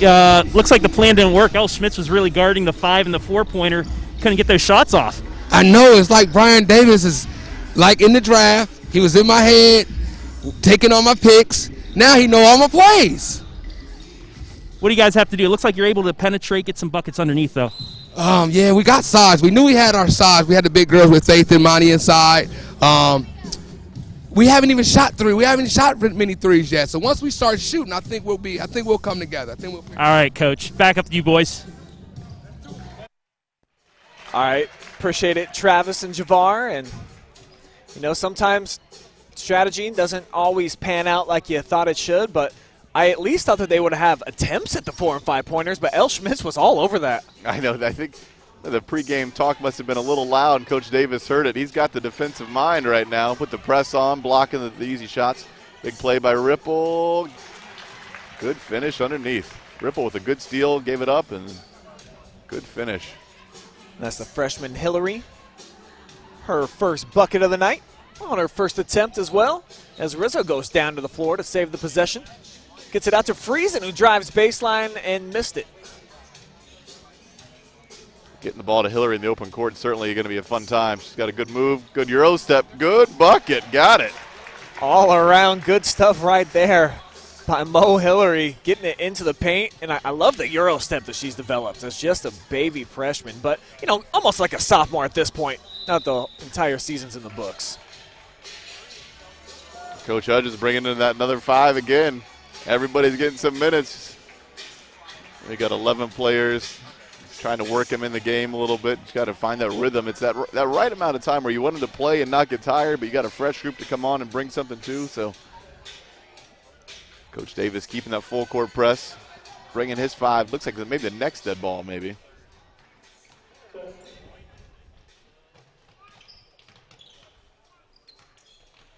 Baker drives, missed the scoop, but able to collect her own miss. Now they got Deja Sewell set up from the foul line. That one's short, and Pearson comes up with the board.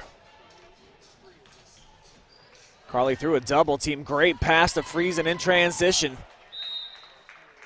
And it's going to be out of bounds over to the clubs. Coach Davis keeping that full court press up, not giving away any easy shots. I don't know. You might have to get a little all-star game coaching tips to him. Like, you know what? Let him shoot that 4 and 5 every once. She's thinking about it. She's thinking about it. Yeah, the 5-pointer much more challenging than the 4. And for Deja, I mean, I guess we'll have to see how we elect to score that. I think initially we said you at least got to have a shoestring on where it says the 4 or the 5. Listen, if you're pulling up from the Tiger, I think you get 4. You can pick. You get 4 points, you get 5 points. Doesn't matter to me. This is just your standard 3. No good from Wentz. And Shelby Grover goes flying over into the bench. Conference rivals there. Looks like a bit of a hard foul. Nothing to it. Just 2 girls playing some basketball. But they've certainly seen each other. Both seniors, both played each other a lot of times over the years. So. It looked like actually Deja was kind of generous, trying to get out of the way. Just Grover constantly hustling. Always willing to give up the body, as you saw she did right there.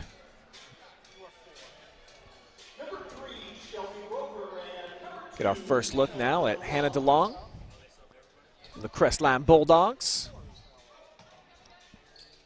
Looking to post up inside on her teammate. Went right to it. That's what she wanted all along. She saw her teammates, said, I'm going to get down low, see what I can do.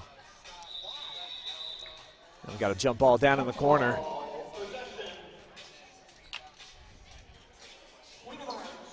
Hearts are going to maintain the rock here.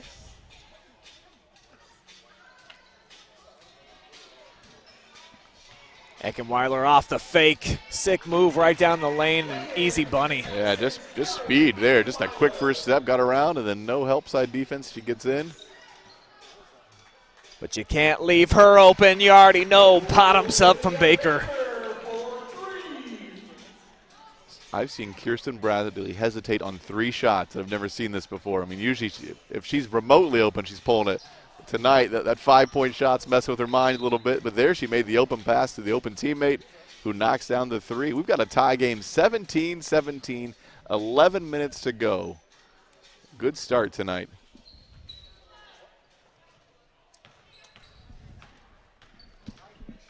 Nice defense being applied there by Wentz. Forces the give up. Now they go inside. Here's the post up that Hannah was wanting. She's got the backdoor look to Davis. Came up short with the shot. But the long board comes out to Grover. Mid-range J, nothing but net. That's a skills competition jumper right there. Corner elbow, she pulls up, knocks it down. We saw, there it is, a 5-pointer. Oh! She stepped into it. She knew it. She banked it in, but she knew it. 5 points.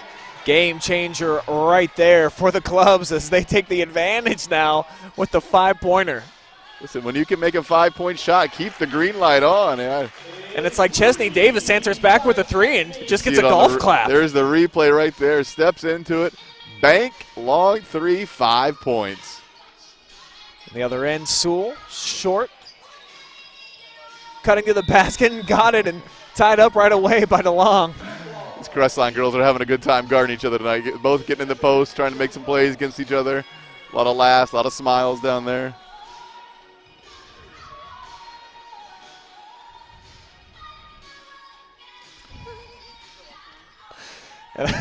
I'm looking over at our statistician, Zach Massa, right now, and I think he's unhappy with me that there's a 5-pointer involved. He's not really sure where to place that on the stat sheet. Probably the greatest statistician in Ohio, and now you've messed up his system, Brian.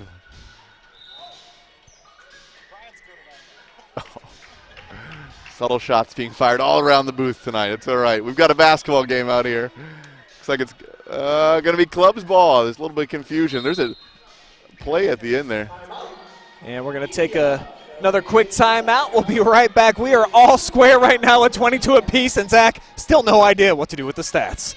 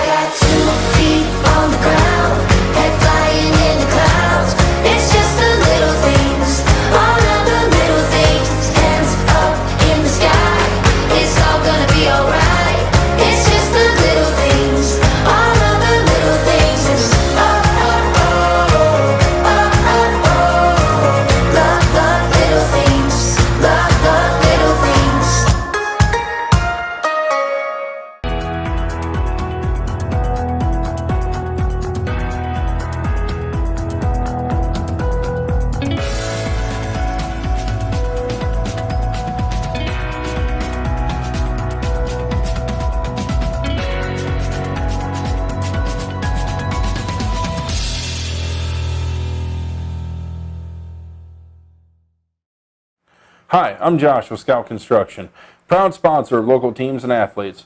Check out your favorite local sports right here on the OH Report.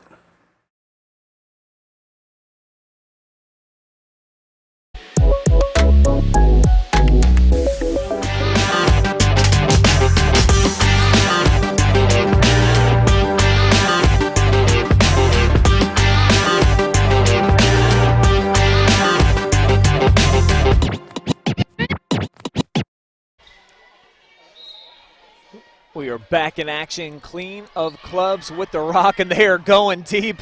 Looking for Faith Kuhn on the bomb, and an excellent setup to Baker. How about that off the inbound? And over on the sideline, our own Travis Berardi standing by with the senior Grover. Let's send it down there. Down here on the bench with Lucas is Jamie Grover. Jamie, you guys went out to a quick start, but it seems like they're coming back on you. Yeah, I thought at the beginning, I just want to run the floor because we got some speed on our team. So I think we all just want to run the floor, but then once they got us settled down, our offense was kind of struggling there for a little bit, and then that 5-point shot didn't help us much. Lucas, this year you guys didn't have a lot of players, but you guys really fought, had a good season. Just talk about the season you guys had. It was really tough. We couldn't do any scrimmaging during practice because we had 6 half the time. Sometimes we had 7, but with all the injuries and everything. So in practice, it was just a lot of 3-on-3, and we couldn't really get offense in. But we fought hard and we hustled, and I think that's what made us have the season we had. Well, congratulations on the season, and good luck the rest of the night. Thank you. Back up to you guys. All right, thank you, Travis. And I love some of the back and forth that we've just been having from the 3 Madison players. How about Faith Kuhn inside, double teamed by the 2 teammates of hers on the opposite side. She was eventually able to score, but man, that was a pretty good battle. Yeah, certainly getting to watch teammates match up against each other in this setting is a lot of fun. We saw it with Crestline, see with the Madison girls out there. They're laughing every time, but it's one of those things where you're trying to have fun, but also you want to score those points or you're not give them up to your teammates. So it's that fine line we're going to have fun, but we're going to compete as well. That's right, of course.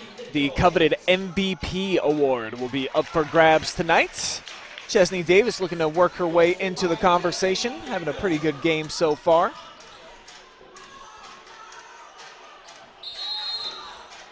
Ooh, nice pass. I thought a nice block, but that's the first, maybe the second foul of the night, and it's a questionable one at that. We're going to get some free throws. It looks like Coach Davis wants to have a conversation with JT Reese. It's all about consistency. That's what he's saying. Listen, if you're not going to call it one in, it's the same conversation with every coach ever. Just keep it consistent. You got to call it the same thing. Now, the interesting thing, since you've broken some of the basketball rules, is could you do a free throw from the 4 or 5 point spot? Yeah, just something to think about. Something to think about for next year. Maybe pass up your opportunity to shoot free throws with 1 4 or 5 pointer. 1 5 unmarked. Okay. I think you're onto something, Jesse. The game is evolving. Steph Curry's changing this girls' all-star game. Some deep threes. 0 for 2 at the line. Big rebound. Oh, gives it away, though. And here comes the Hearts and Grover, who just checked in after talking to our Travis. Travis, often known as the hardest-looking guy in showbiz. It is hard to beat that man's work ethic, no question about it, Jesse. And that one's going to trickle out of bounds. Going to stay down here at this end with the Queens of Hearts. Yeah, the tough part about All-Star games is you obviously have a ton of talent, and a lot of players can create shots for themselves, so you don't have to run a ton of offense. But when you get in those inbound plays under the basket and trying to establish in 1 or 2 days of practice or whatever they were given, is to set some inbounds plays can oftentimes be difficult. Mitchell got her shot blocked, and to be honest, they had one night of practice, and we used it all up doing cool media shoots, Jesse, getting some green screen videos and photos. So I don't really know how much continuity many of these players have with one another, but getting it done right now as we're all square at 26 apiece.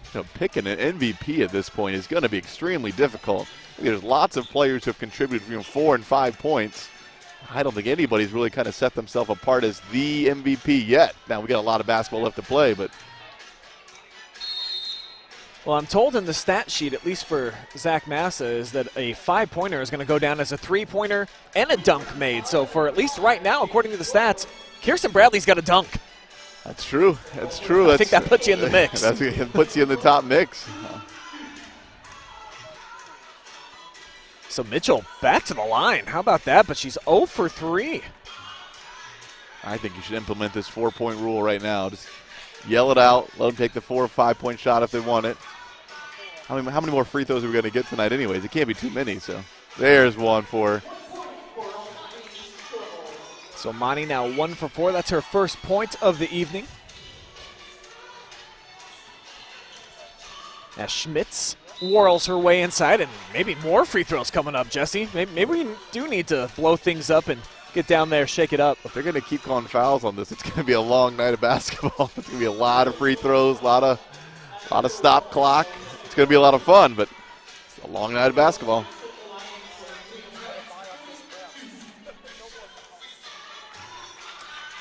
Schmitz pure on her first offering.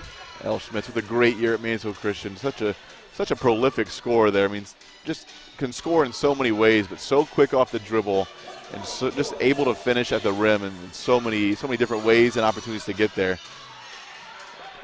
And this is where I think she is at her best, creating havoc on the defensive end and just running the floor, though she wasn't able to finish that time. She just plays at a speed that looks like it's almost unmatched, through most of the regular season into their tournament run as well. But even tonight, you can just see the speed as she accelerates even up and down the floor, both offense and defense. Here is Schmitz defending. Now Hillary with the rock. Swings it up top. Basilone spinning. Sending off the backboard. Just a bit too hard with that shot.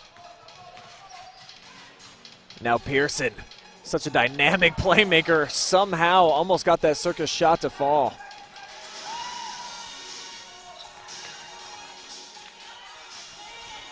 Now Amani using that nice wide body, spins in the lane, came up just a bit short with the shot, but it looks like the club's going to keep it.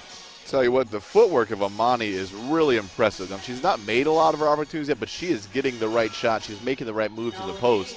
I just think the next part of her game, being such a young player, is going to be that ability to finish. She's spinning, she's stepping in the right place, getting the right area on the court, just not knocking down that shot afterwards, though. Wholesale changes for Coach Hudgens in the clubs.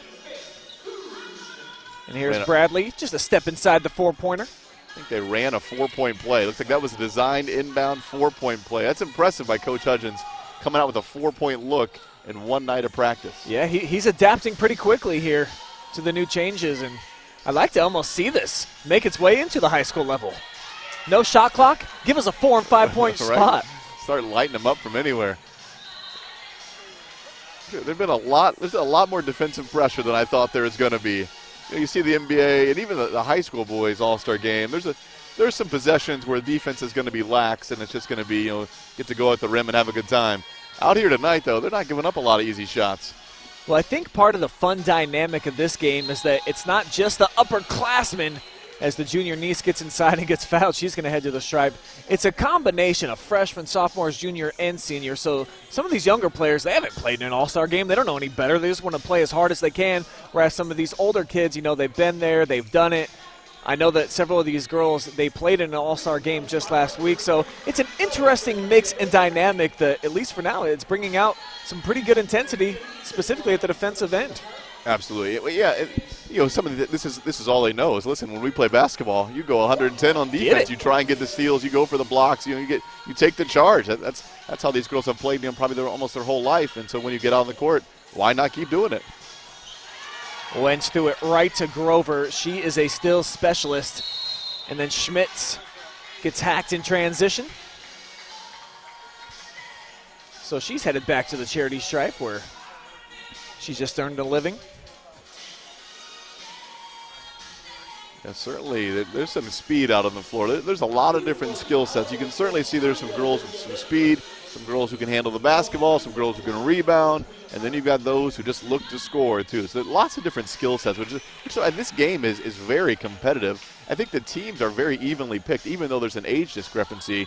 You know, they both kind of have different skill sets that really match up well against each other. I know Coach Davis and myself included, after the draft earlier this week, we were kind of giving them a hard time. Like, Coach, you went with all the freshmen and all the kids from your own team. You know what I mean? Like, was that Bradley just let that fall? What just happened? Big block by Carly Pearson. Just running. This is what we talk about. Running down the floor, not giving up, just making a play on the basketball. It's just that defensive effort. There's the struggle getting the ball in when you don't have a real team in a set play. Now they're going to go inside. Kuhn posting up right over the top, but Friesen did just enough to affect the shot. Now Schmitz, a little step around.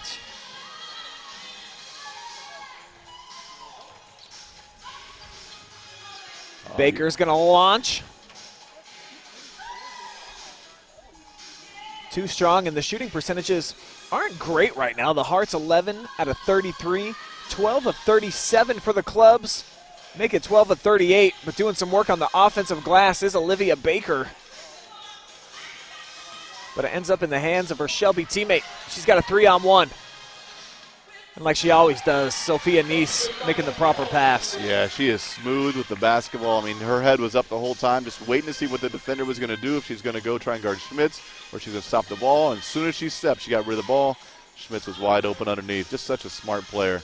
Here's a 4-pointer on the way. I think Bradley wanted one. Instead, she's going to drive middle of the floor. She funnels it home. Coach Davis taking a timeout, maybe just to get some subs in there. You're trying to watch those minutes a little bit. And we are going to take one more timeout. We'll be back with the last 3:47 here of half number one.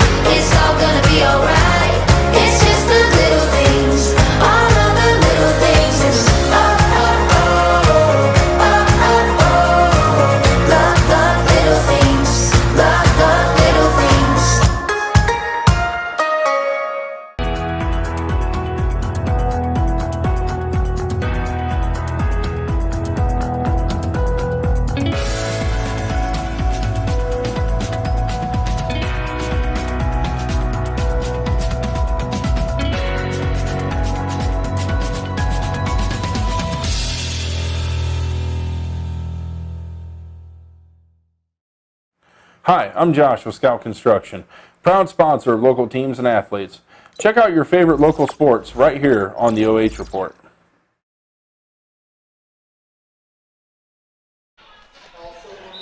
As we are back here at Mansfield Senior High, and not quite sure what's going on here, but a mystery player has just checked in. We're told a 10th year senior, Teresa Bomani, playing some D right now from from Donahue High School. I'm not even sure where that's at, Jesse, but she's in the game. Certainly not a lot of speed there, but fan of the 4-point shot. Not really close. Missed a little short, a little wide. It looks like they're going to keep Teresa in the game. Coach Hudgens is a good coach. He is, he's great teaching basketball IQ. This is a mistake. This is a big mistake. Like, he's got so much talent on the bench to let a player like Teresa get in the game and just disrupt the flow of the offense. Though Teresa into the stat column, and I'm looking over here at Zach, and he is beside himself. He does not have Teresa on the roster, but she's going to let it fly from 5-point range. At least that one hit rim. Oh, thank goodness Coach Hudgens has mentioned. Oh, he's tried to take a charge, and they called on Teresa. Hopefully she gets tossed, and that's the end of it. Hopefully she's ejected from the game. Doesn't look like Teresa likes the call. She's got one of those nice big wide bodies that you like to be able to take those. Looks like a couple extra cupcakes, definitely a pie or two after working hours. Just didn't have the feet set. Yeah, really, really wide body. You think anywhere on the court you could probably run into a charge, but probably good that she's getting subbed off. Yeah, 0 for 2 tonight for Teresa. Did get a rebound, though. Did. So there's a positive contribution. Let's see if Coach Hudgens maybe just tells her to go back to Donahue. I don't know. We'll see. He looks. She looks a little winded. I don't know. That minute was tough. Yeah, Teresa, I think, just said, take me out for the rest of the night, Coach. I've had enough. So back to the real All-Stars, and here's Mitchell. There it is. The footwork's good. Just got to finish. Ends up in the hands of Basilone, who's going to get fouled on the shot attempt. And we're hearing we've got a few excuses flying in from the sideline from Teresa. Maybe Travis can line up an interview with her. That'd be good.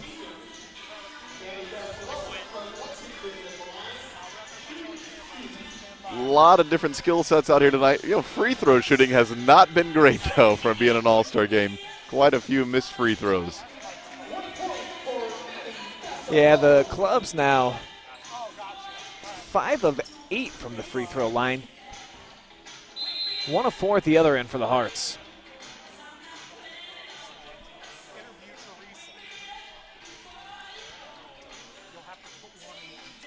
Okay, and I'm told that I guess Travis Berardi is standing by. He's got an interview with Teresa. Travis?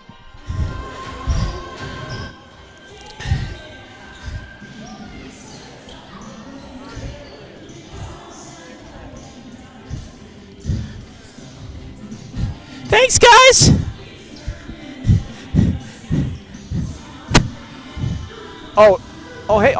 I get to conduct an interview with Travis. Oh, great news. So you came out, you were 0 for 2 from the floor, but you at least got your shots off. What was the game plan there when you got into the game? Well, Brian, the first 4, I think they got a little bit of a hand on it, but I think it was a foul, but they let it go. That second one I thought it went in, but it's the 5-pointer, so it's a little bit further back. I did get a rebound, though, so I'm going to go out on top, and that was a charge. I don't know why they called it the foul. I had position. I was over the arc, But it is what it is. I got my time in and, represented Bishop Donahue High School very well.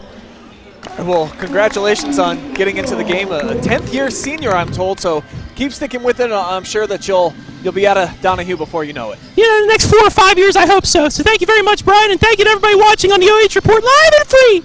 All right, thank you, Teresa. What a contribution she made to tonight's game, Jesse. Yeah, what a contribution. Donahue, I'm sure, is very proud of Teresa and all all the work. Hopefully she's not the best player to come out of Donahue otherwise. Well, I think if you would ask Teresa, she would probably say otherwise. She asked for 2 fouls and one to be overturned to a try. So we've got a good game here, though. It's 32-32. Clubs and Hearts are battling. Big bucket there. Takes the lead for the Queen of Clubs with just under a minute to go in the first half. Lexi Rush with the bucket, but rushing back to the other end. Quick bucket for the Queen of Hearts. This game's just been back and forth, just kind of trading buckets most of the contest. Big near 5-pointer. I don't know.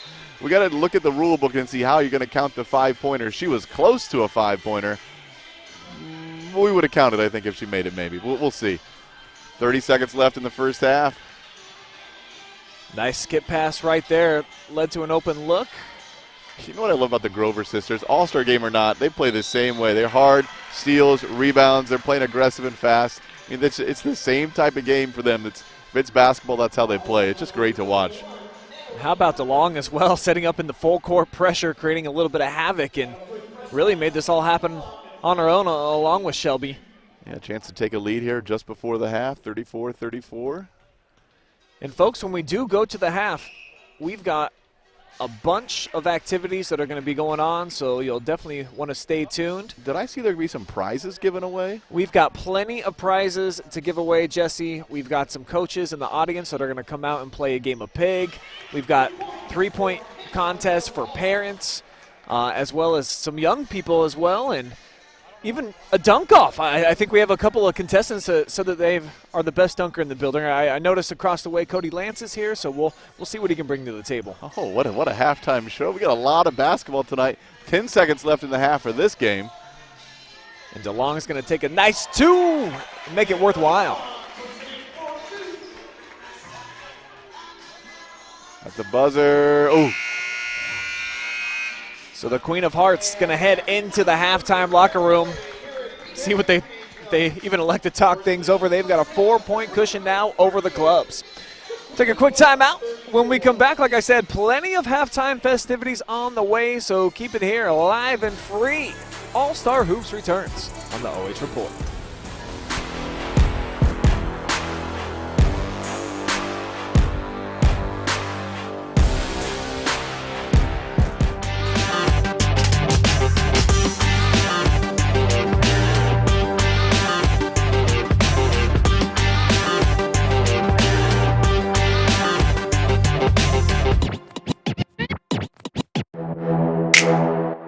No paywalls, just live sports, exclusively on the OH.Report.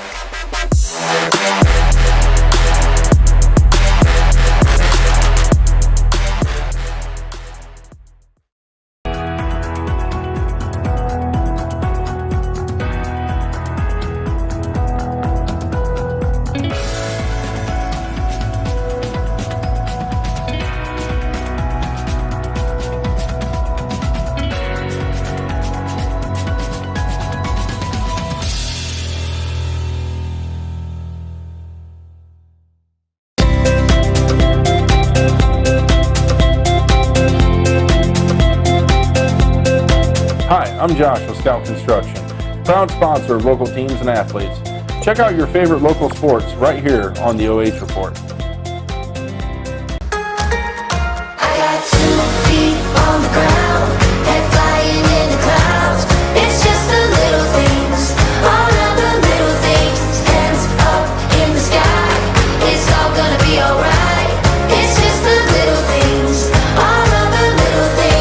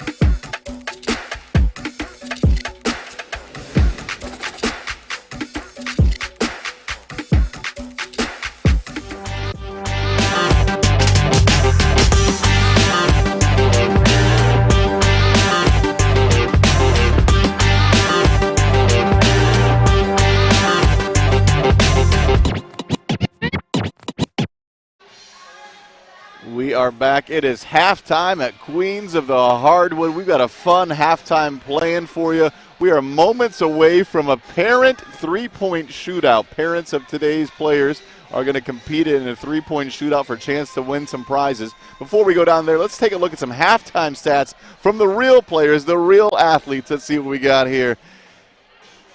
Close game so far, 38-34. Queen of Hearts leading the way with 4 threes. Queen of Clubs cleaning up the boards. We talked about their size. 43 rebounds, a plus 23 rebound advantage. But Queen of Clubs also leading the way with 13 turnovers. 13-3. That's a lot of possessions they've given up on the ball there.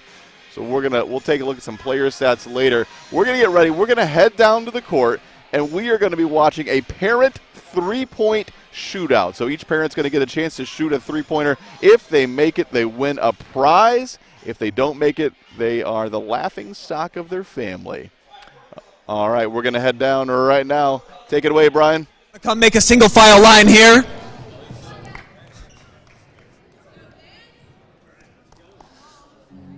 All right, Father, if you would like to introduce yourself and who you are the dad of. Dan Eckenweiler, Kerry Eckenweiler. All right, we'll see if Dan can win a prize here tonight by knocking down a three-pointer. Oh, pretty good. It was online at least.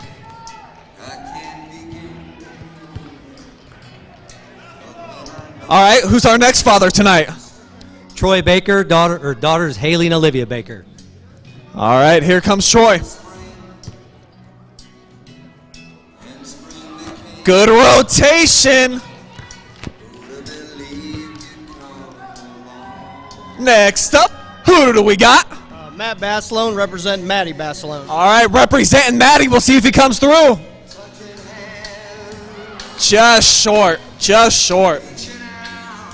All right, our next father is? Hi, James Ripple, father of Alexis Ripple. All right. James, back iron. No prizes handed out just yet. Who's next? Dwight Schmitz, Al Schmitz's dad.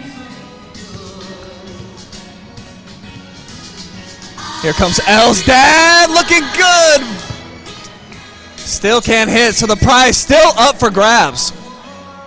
Steve Friesen, Kaylee Friesen. All right, Kaylee's father.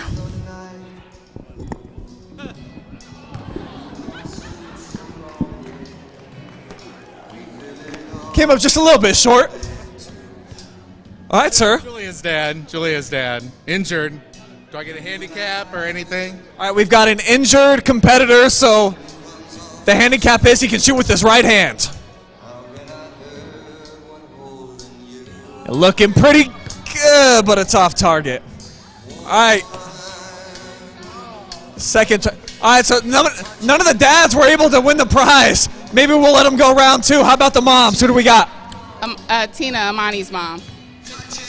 All right, Tina. I heard she could play back in the day. Does she still got it? She does. How about Tina stepping up to the plate? Prize girl Jory, come over here.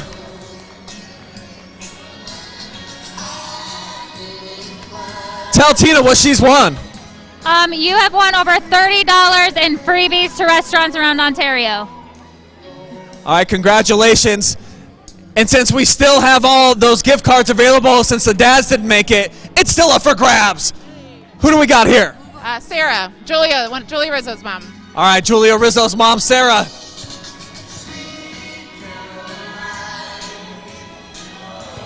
Pretty good rotation.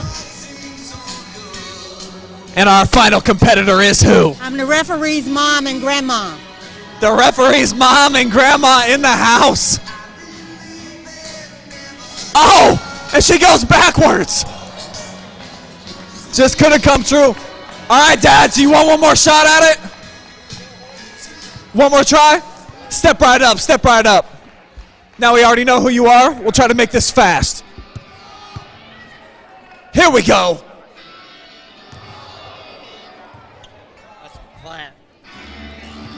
Baker didn't like the feel of the ball, but he likes that one.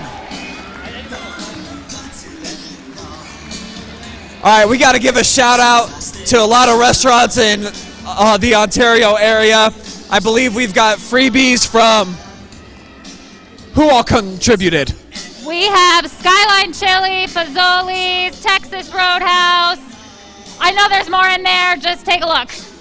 All right, congratulations. Good stuff right there, parents. Thank you so much. You get up one more shot if you want. All right, we're going to move on to the little kids. Anybody 10 and under who wants to try to make a three-point shot? And actually, dads, everybody's a winner here tonight. How about a free appetizer to TGI Friday, you guys? Thank you for competing. All right, we got the youngins. Introduce yourself, sir. My name is Grady Davis. All right, let's see what you got, little Davis. It's going to come up just a little bit short. Our next competitor is Tyler Perkins. All right, Tyler Perkins. Bit too strong. Woo. Who we got here? Lucas Eckenweiler. Lucas Eckenweiler in the house.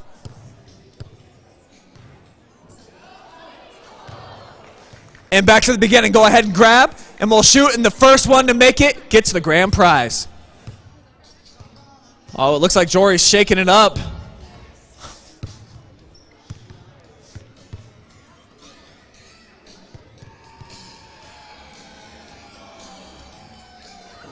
Oh, there it is. So again, we've got tons of gift cards from all over the place. Where are they from, Jory? O'Charlie's, Texas Roadhouse, TGI Fridays, Fazoli's, and Skyline Chili. How about that? Come on over here and grab your prize. How'd that shot feel? Just perfect off the hand? Yeah, it felt really nice to shoot. All right, congratulations. Thank you guys for participating. We'll now move on to the best dunker in the building. Where's Maurice Ware? Come on out here, buddy. Cody Lance, you want to throw one down? Let's go. Who else signed up for the dunk contest? If you want to throw down one dunk, if you think you're the best in the building, you get one chance, one shot. Looks like just these two. All right, I think probably Tiger Nation knows who you are, but if you want to go ahead and introduce yourself. I'm Maurice Ware, class of 2022. All right, Mo, and any particular dunk that you're going to try here? A windmill or East Bay. All right, let's see what he's got. You do get to use a girl's ball, so it's a little bit smaller. Oh.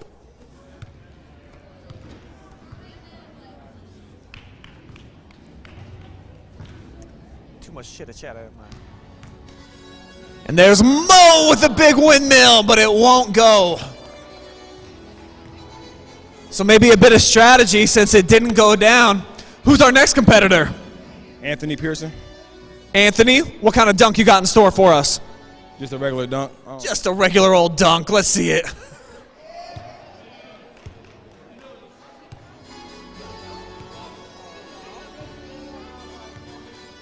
Anthony getting some encouragement to do something a little bit more spectacular than regular. But it's in. It's at least in. The audience likes it. And our final competitor, please introduce yourself to the crowd, sir. What? Please introduce yourself. Cody Lance, Shelby. All right, Cody, go for it. I like the shorts. He's got rubber duckies on them. See if it helps him get some lift off. Ooh, it won't go down, so. Oh, Mo says second round. Girls, do we have time for a second round? They say yeah, okay. We give you one more shot. Mo, you can go first.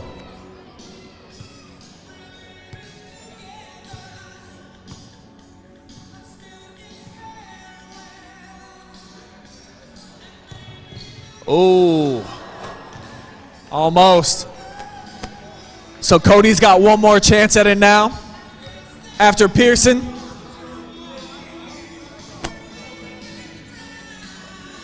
Off the backboard, just a bit too strong off the glass. All right, now we've got Tiger legend Cam Todd in the house. He's going to be the assister here for Cody Lance. He's got it off the glass, and Cody catches it and throws it down. All right, audience, you get to decide this one. We've got 2 made dunks. Did you like Anthony Pearson's? Yeah, that's pretty good. All right, what about Cody Lance? All right, one more time. Who thinks that Anthony Pearson had the best dunk? And what about Cam Todd and Cody Lance? All right, I think we got a clear winner, Tori. What has Cody won? Cody has won $10 to Subway and a $20 gift card. All right, congratulations, Cody. $30 worth of freebies. And now it's on to our halftime main event. Coaches, come on out. We've got a round of pig where they're just playing with just one letter. One letter. Our competitors, no introduction needed for Coach Hudgens. And now we've got these 2 young ladies right here. Go ahead and introduce yourselves. Natalie Lance, Shelby. Shelby head coach Natalie Lance and Kathy Grover Lucas. Kathy Grover of Lucas. By random selection in my head right now, we'll let Natalie go first, followed by Grover, and then we'll go to Javar. Natalie, grab your ball.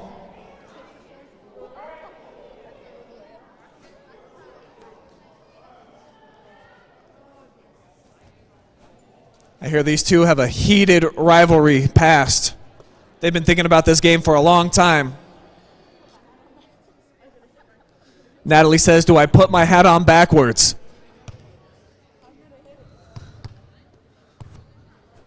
She's going to pull up. Little elbow J comes up short, though. Leaves the door open for Kathy. She's wondering, do I do a little razzle-dazzle? 4-point shot?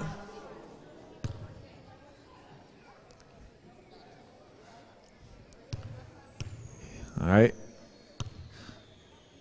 Grover's just going to step into one. It comes up short, though.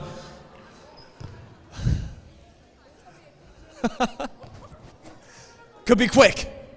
Javar from the corner launches this in and out. Natalie is called bank. Bank's not open this late, Natalie. Not in this town. Grover off target. Leisha Javar. The bank open for him, though, but it's his gym. Can Natalie match it? She can. Staying alive. See what Kathy's got. Yeah, you got to make that, too. Yeah. She called bank. Kathy Grover is eliminated, so we're down to our final 2. And there's the bank from the opposite side, open all over town. Can Natalie match? She will. Ice in her veins and a little flex. Ooh. The window comes wide open as Hudgens misses.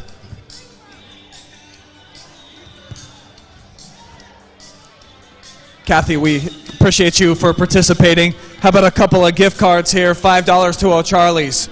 Enjoy. Cam Todd thinks that he needs a gift card too, I think. I got you, buddy. Ooh, around the back for Natalie. I don't think that's part of it, though.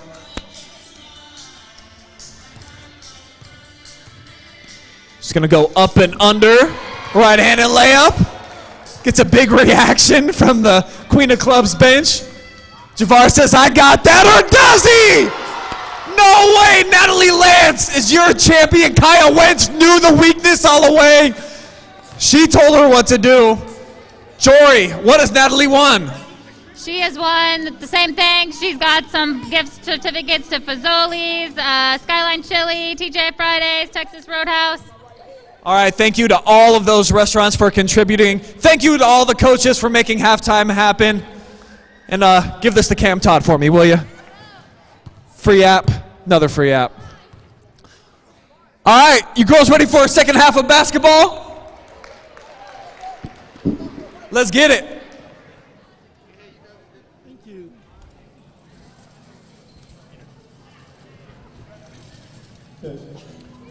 We'll be starting with the second half in starting with the second half in just a few minutes. What a halftime show. I'm already tired. We got a whole second half left to play.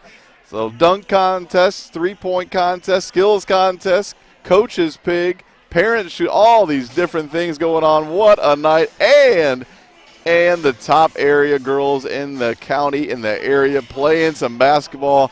And in a close one of that, 38-34, Queens of Hearts are going to start the second half with the lead. But it's been back and forth. We've seen both teams kind of go a little stretch there. That 5-point shot can be crucial when you're only down by 4.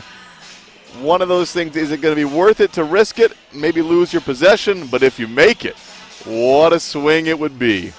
So we're just a few minutes away from being back at it here in the second half. Girls are getting warmed up. They sat for a long time. They're getting their legs back under them, trying to get ready.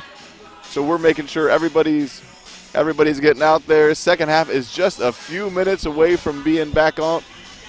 Coaches are getting together one final time, going over some second half strategy, maybe going over that full court press. How many 5-point shots do you take?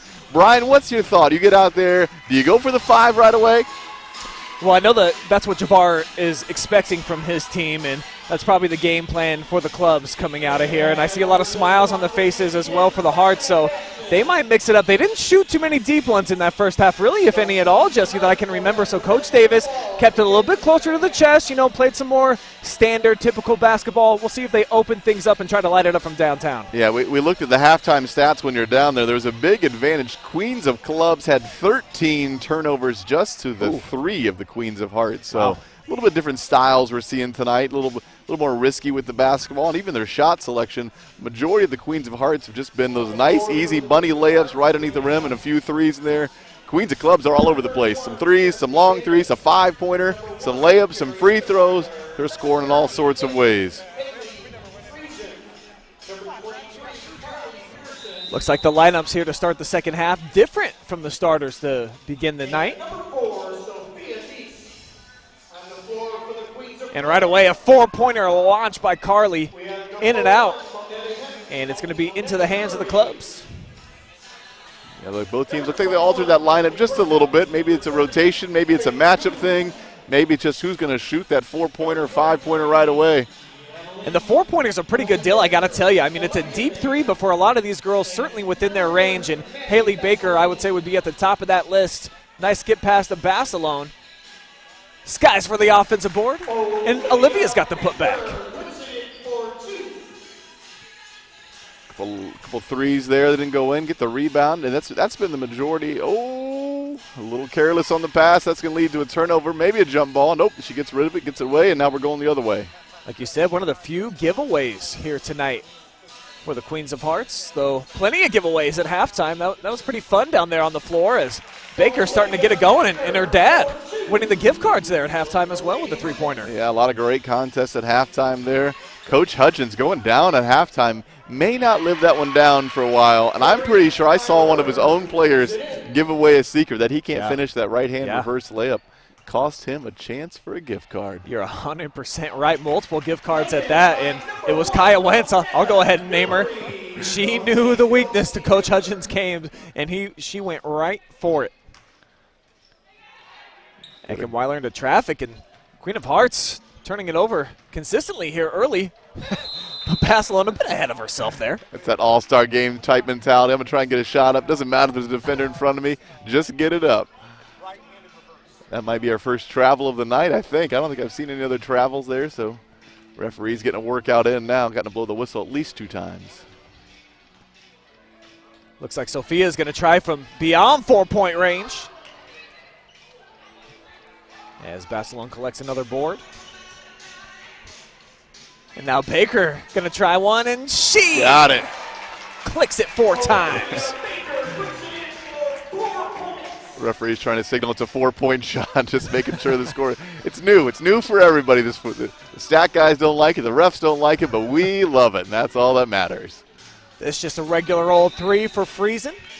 Off target that time. And her head coach, Renee Stimper, was supposed to compete in the halftime pig game, but evidently I think she heard about the prowess of Natalie Lance and decided that she was a little bit too intimidating. And I'm told that we've got Kaya Wentz standing by. She's got the secret to that halftime sauce. Let's hear it. All right, Kaya, you saw Coach Hudgens. You know, you always take it up with your strong right hand. He didn't have it there. What was your take on that final shot against Coach Lance? He's definitely all left-handed. He can't use his right, so we said do a reverse right layup, and he's going to miss it totally. Oh, so you were cohorts with her to try and get – okay. Close game right now. You guys got the lead. Just what's the thoughts on, coming down the stretch, getting that victory? I think it's like this is just a fun experience. Like, it's just fun overall. It's good to play with people I haven't played with before. So win or lose, it was just fun. And one quick question before you go in: that Berardi girl that came in out of nowhere. What was your thoughts on her play? She did pretty good. I think she could have used a little bit more power on the shots, though. But she was pretty good. She was a good asset to the team. All right, I'll let her know. Good luck the rest of the way. Thank you. Back to you, boys. So it sounds like Teresa needs to hit the gym a little bit, and also Coach Hutchins needs to work on the right. Yeah, Kaya Wentz, she's just girl of truth. No lies coming out, talking about Coach Hutchins and that right-handed weakness. Straight up. And Teresa just not getting it done, and not so many words there. So Kaya Wentz checking back into the game now with a bunch of other queens of clubs as well, coming in with a 4-point lead.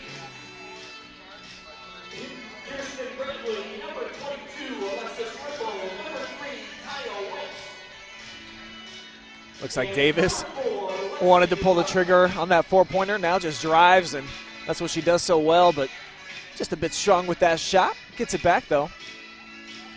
Now tries a deep three. Well short. Sophie Neese tried to reach around Ripple there. Yeah, the Queens of Hearts, just they're just a fundamentally sound team. It's funny for an all-star game to see there's another 5-pointer. Oh, just a little long. She was feeling it. Last 5-pointer she made, so heat check. Carly Pearson here. I think she thought about that 4-pointer. You can see there's that hesitation. Like, this is not something I normally do. It's not really in my game, but maybe it is tonight. Neese, pretty drive right there in the finish, and it's almost like that 4-pointer's become a magnet, Jesse. The girls can't evade it now. They're sucked in. But you're right, the 4-pointer's not that much farther out than the 3 points, so sometimes you're stepping into a shot, you realize where you're at, like, well, I could just catch it here and not step into it, and then I get another point. But rhythm is a funny thing in basketball. Here's another, oh, she didn't catch it. So Carrie's thinking about the 5-pointer. She went layup all the way, just one aggressive take, aggressive rebound, somehow still battling. And ends up in the hands of Bradley. She's got a 1-on-4, but don't care, gonna take it. I thought for sure she did that pull-up 4-pointer. Well, after we got the book of secrets on Coach Hudgens' game from Kaya Wentz, we'll go ahead and go to the source and see what Javar's response is. All right, Coach, those reverse right-hand layups aren't your forte. It sounds like your Mansfield Senior and St. Peter's players actually cohorted with Coach Lance to get her to do that, to get you to lose. And that's what's heartbreaking. I didn't think that my own players would tell our rival coach one of my weaknesses. I don't practice my right-hand layups, my right-hand reverse layups. So I will work on that soon. I'll get in the gym probably by myself next week, and I'll work on those. And then I want a rematch next All-Star game versus Natalie Lance. All right, Brian. So, Coach Hudgens, we're getting the rematch next year at Queens of Hardwood, too. Back up to you guys. Put it on wax. Get your pay-per-view ready, because you already know the rematch is going to be better than the original, Jesse, and I guarantee there's going to be some tricks coming out. We're probably going to have to put the full letters in for Pig when Coach Lance and Coach Hudgens do it again. I'm surprised Coach Hudgens didn't mention that at all. If it was a full game of Pig, he would have battled back, fight through that adversity, but he's honest. He's got to get in the gym, got to work on it a little bit. Looks like we're in a media timeout. We'll go ahead and just keep the action here as you take a look over at our champion tonight from the halftime single-letter Pig, and 2 big thumbs up from Coach Lance, who was a little bit skeptical about playing, actually, Jesse. When I told her Renee Stimpert was going to be playing, she got a little blinded, I think, by that national championship ring, but then she didn't show up, and I think maybe the confidence grew, and that insider tip made all the difference. Absolutely. And Coach Hudgens, I think, it's probably hard for him to coach right now after knowing one of his own players, been with her all season long, would just so quickly give away a secret like that. Just for what? A couple seconds of fame, I guess. Unbelievable. Man. And some gift cards, too. $30 worth of freebies is what we handed out to some restaurants all over the area. If I'm Kaya, I might be putting a hand out to Coach Lane saying, hey, you know what? How about hit me up with one of those gift cards at one of those restaurants? You can't go to all of them at once. So I think it's only fair. Right? Yeah, I guess you could maybe get to-go ordering, but we are tied again, 46-46. This game has just been up and down. We get up by a couple points, and then the team they find a couple possessions to score, and sat on the rim, still battling around. And now Wentz comes away with the rock. She's got a 1-on-2. Look at the drive and the hustle of Shelby Grover, not letting any easy ones go. I'm telling you what, these Grover girls, man, they play that way. You can see on the replay, it's just going to be hard defense. If you're going to finish, it's going to be difficult to finish all the way down the court. Just a fun atmosphere tonight, watching girls compete at such a high level and being able to get out here and I love their mentality. Let's have fun, but hey, let's also win the game. Let's play some defense and try and shut these guys down a little bit. And we never actually came to a conclusion if we were going to do this, but I think we had some head nods. If we go into overtime tonight, I do believe that we have decided we're going to play one-on-one, a game up to 3 between Coach Davis and Coach Hudgens. So there could be still some reparations for Javar to, get the upper hand before the night's over. I've seen Coach Hudgens play, though. I don't think I've seen Coach Davis play, so I don't know what his skill set is, but maybe we'll find out. I'm sure the ladies would like to finish it on their own. This becomes like the trial run for the NBA. Like, hey, let's try it. They did it in the Hardwood, right? Yeah. I'm sure they're watching tonight. LeBron, thanks for tuning in. As Wentz attacking once again, headed back to the free throw line. What NBA coach do you think would win in one-on-one if it goes to overtime? Who are you taking? Oh, of any NBA coach, huh? Boy, I'm really going to have to digest this one for a moment. A lot of great players that are past their prime, though, clearly. Right. With some good selections out there. Kaya Wentz knocking down a free throw. And that's her first make from the charity stripe tonight. Kaya's just got 3 points so far. Thought she might be a little bit more of a contributor. I feel like this open style of play kind of favors players like her, like a Carly Pearson and a Shelby Grover. She's been a little bit quiet, and now check it out.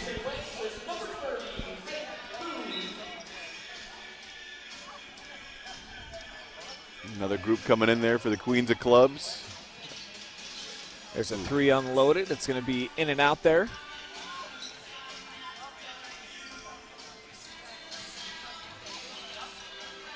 Now here's a 3 stepped into. That one's going to come up well short from Perkins. Here's Grover. Heads up play, finds her sister.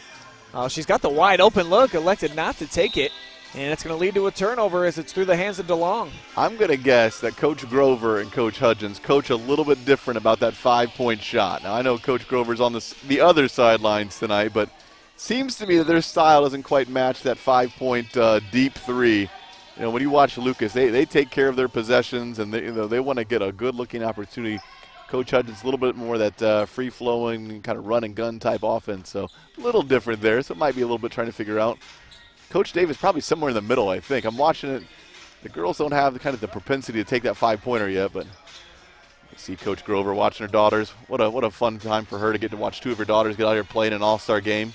And even herself got to compete. So absolutely. You know what I mean? It's a whole family affair here for the Grovers, and there are plenty of Grovers out there. I mistakenly, I probably called Jamie Jesse 100 times, and it's too bad, but there's just a lot to, at least 20 times I'm told.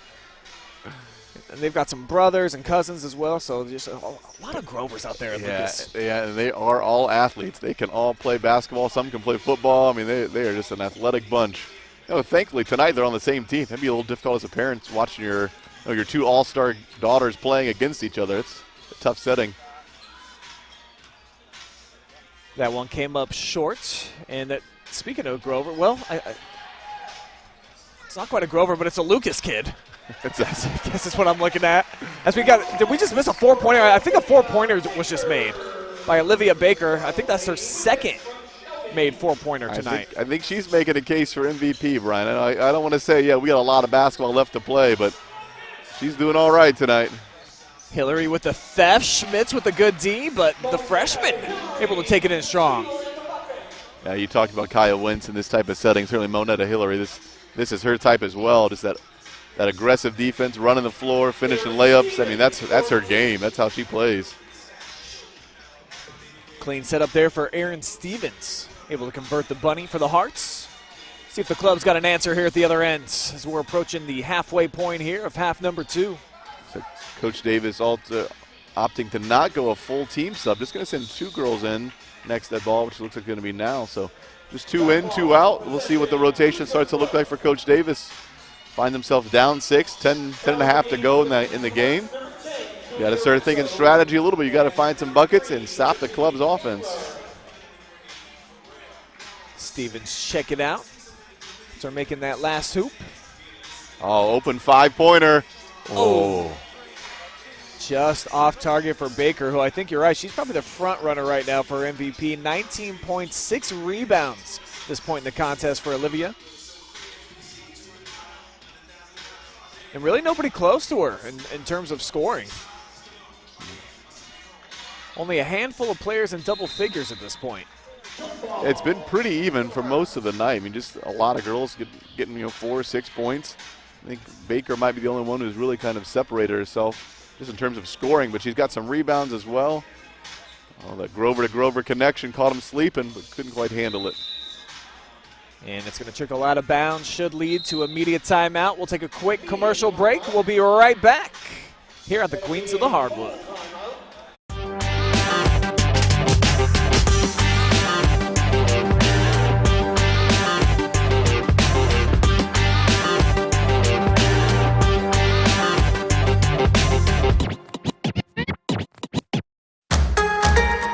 I got 2 feet on the ground, head flying in the clouds.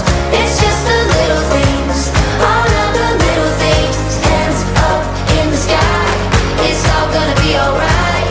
It's just the little things, all of the little things. And oh, oh, oh, oh, oh, oh.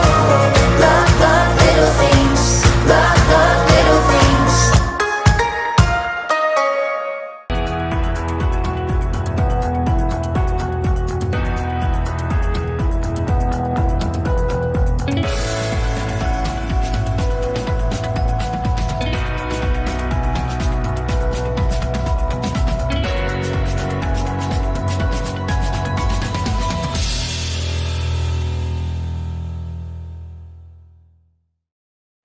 Hi, I'm Josh with Scout Construction, proud sponsor of local teams and athletes.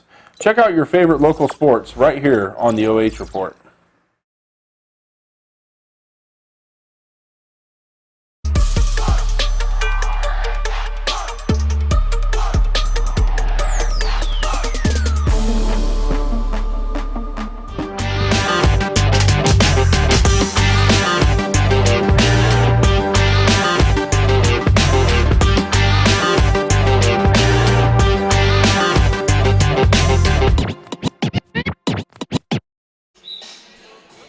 Back here inside of Pete Henry Gymnasium, it's the first ever Queens of the Hardwood, and one of the head coaches for the Queens of Hearts joining our own Travis Berardi right now. We'll send it down. All right, Coach, the 4 and 5 point shots are the main reason they have the lead right now. Yeah, I can't get our girls to take them. I try to get them to pull up a couple here, and they won't do it. Other than that, you guys, you're sticking with them. What do you guys have to do down the last stretch, the last 10 minutes to pull this one off? We got to stop Faith inside. She's getting too many offensive rebounds on us. Now, some of the older girls, I think, are getting a little tired. Some of them haven't been on the court for a couple weeks. Yeah, what's it like having Faith on the other team for once? Oh, I like watching her. I can study her game a little bit and try to figure out what we can do to help her next year. All right, Coach, thanks. Back up to you, boys. All right, thank you, Travis and Coach Davis. And evidently, he wants some of his players to pull up and shoot those deep 4 and 5 pointers, but they're just not able to find the fortitude to get themselves to do it right now, Jesse. Yeah, one night of coaching to go against years of coaching may not work in a setting true. like this. I don't know. He brings up an interesting point, though. A lot of these girls, if you're not in a spring sport, you may not have been in top physical condition tonight. So if you're not playing AAU basketball or track or soccer, maybe softball as well, you may not be quite conditioned to get out there and compete with some of the best girls in the area. So see a little more flexibility in his subbing there, starting to change his rotation up a little bit. Speaking of, Queen of Clubs getting a whole new lineup in again. And that's almost similar to Javar's style with his Lady Tigers. He likes those wholesale substitutions, keep kids fresh when they come in and out of the lineup. We'll see how many minutes this fresh five for the clubs stays on the floor. Looks like they're trying to open up a Rizzo. We'll call that a 4-pointer.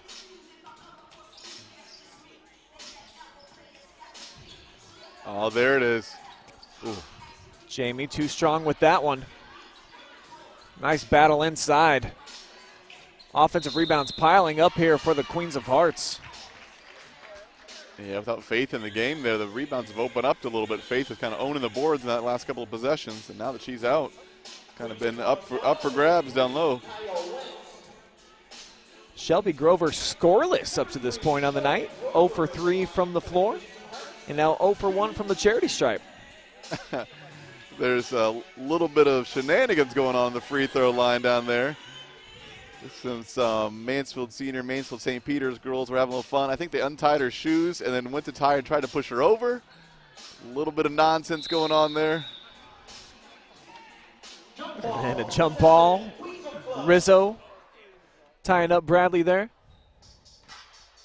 And I love the gamesmanship. I mean, if you got to tie your shoe in the middle of the action, Jesse, it's going to throw you off. Coach Davis going back to his full court press. Create a little havoc here, get some turnovers. That's what worked in the first half. Bradley lost the handle, but right into the hands of Mitchell. And we see Kirsten was over chatting it up with a couple of people in the bleachers. That may be 4 of the fastest girls in the area right there. It's all the Grover sisters, Elle Schmitz, and Kyle Wentz all sprinting down the floor. It'll be a fun race. And I believe all do compete in track. So we do appreciate these spring sport athletes, too, that have elected to come out here and play. We know that it's tough and challenging for them. A lot of these track athletes trying to taper for the weekend, but taking some time out of their week to, pal around with us, Absolutely. Jesse. And certainly it's an accolade for these girls. I mean, these girls have worked hard and earned this, so you don't really want to take that away from them. I'm sure they're top athletes in everything they do. It's a good steal, good pass. Oh, missed a little layup there by Elle Schmitz. Yeah, big miss right there. Could have pulled them back within a single possession. And now the leak out the other way. Won't flip the script as that one does come up short, though, on the jump shot from Rush. I'm watching the Grover sisters. They just know where each other are the entire time. Just watch how they get the ball. They know where the other one's going to be at. And just keep that ball moving so quick. Same with Mitchell and Bradley. Filling the right lane. Took it right up over the top of Jamie, but got fouled in the process. It's fun to see some of these girls match up against each other. Some of the area schedules, especially this year, didn't allow you to play all the area teams, and so you didn't get to see some of these matchups. I was seeing players from Lucas play against players from Mansfield, and same for Mansfield Christian, not getting to some of these matchups against some of the bigger area schools this year due to scheduling conflicts and other things. So it's fun to just see girls compete against the other area top girls. And for these Lucas girls and Mansfield Christian, didn't get a chance to go against these Mansfield St. Peter Spartans this year. So this is their first time getting on the floor against a typical conference rival. Yeah, certainly a unique and different situation, just kind of in the era we're in this year, where St. Pete's, it was normally a basketball powerhouse, That's right, did not have a team. So certainly a little unprecedented in that regard, but it's just kind of the season we're in. Hopefully they get a team back soon. Shot up from Bradley, and it is good. So the clubs extending their advantage out to 8. Clubs bench having a good time over there. They're dancing, celebrating. That was a good pass in. Ooh, just a little long in that layup again. They get the rebound. A little long again. Struggling at the layups right now. Coach Davis is Queen to Hearts. Rushed inside there from Hamler. skip pass. They're going to set up the 4-pointer for Bradley. Can't bombs away this time. Then the offensive board really just ripped out of the hands of Rush. And Grover's going to head to the free throw line. It's a little slow. That's the one thing you're always careful about in all-star games is you don't want there to be any injuries or anything. Maybe just laying with that ankle just a little funny, but she's strong enough. She's just stay in, knock down her free throws. I think she's going to get subbed out after these 2 free throws here.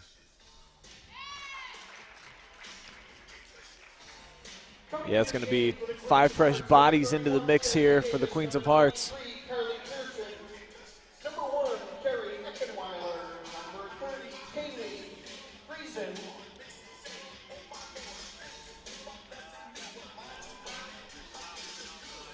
And as we see Grover check out, looks like Travis Berardi's got Olivia Baker down on the bench.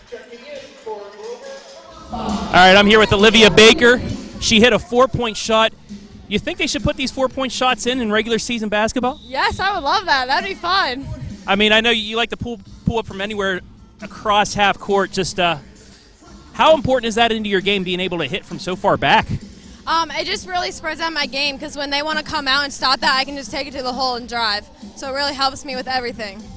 Shelby, I know you came up a little bit short this year at districts, but you get a lot of players back. And I know like teams like Bellevue, they lose some players. How big is next season for you guys? It's going to be really big. I think we could go pretty far. We all have to play as a team, and we have to get better than we were last year.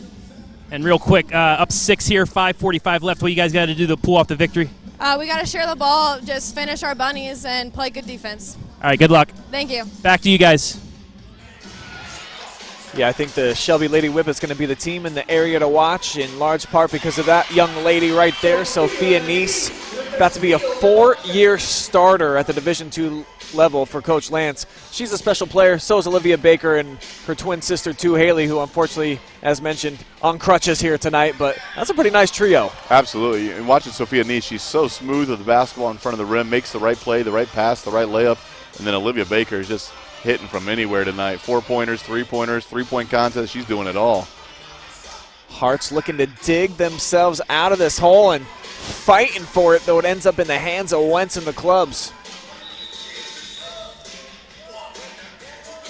Going to get a substitution. We'll take our final time out of the night. We'll be back with the last 4:55 with the clubs on top by 4.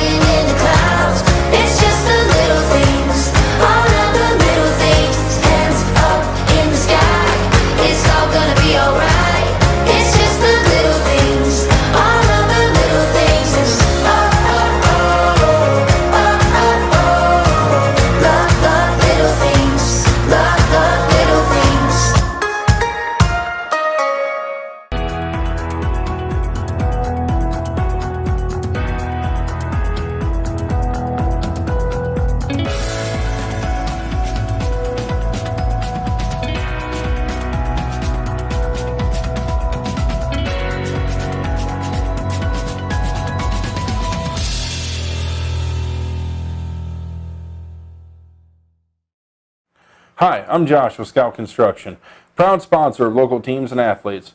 Check out your favorite local sports right here on the OH.Report.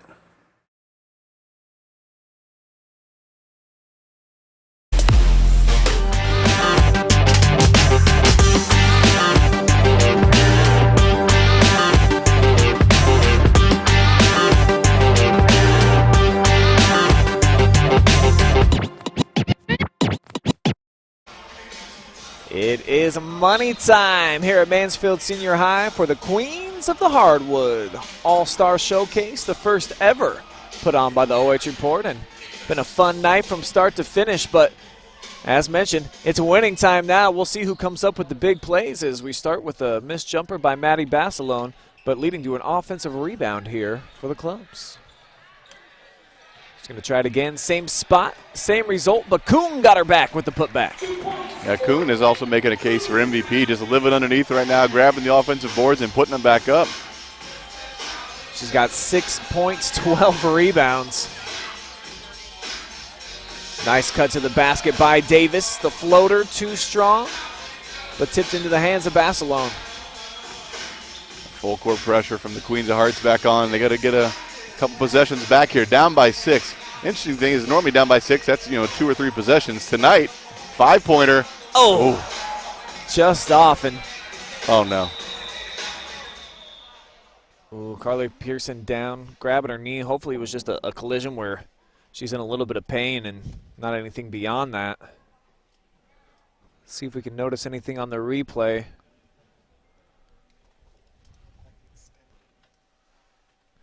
Maybe a hyperextension. She did come down on another player's foot.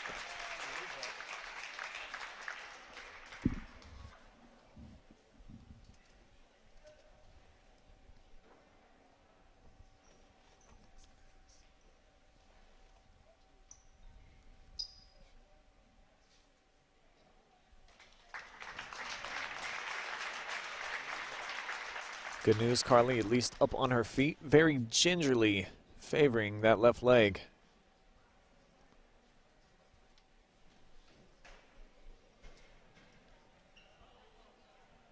She'll head into the training room to get further examination.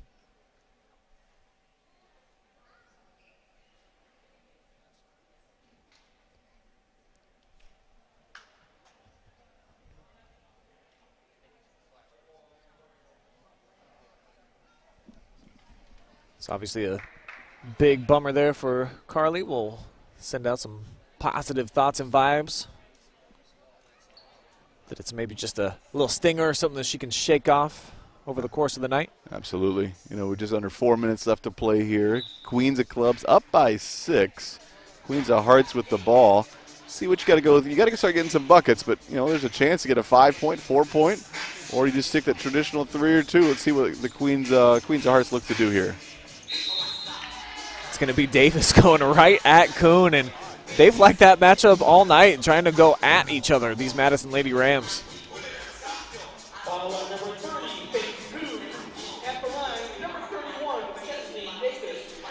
Chesney, who started the night so hot, I mean, she really came out firing, has cooled off quite a bit.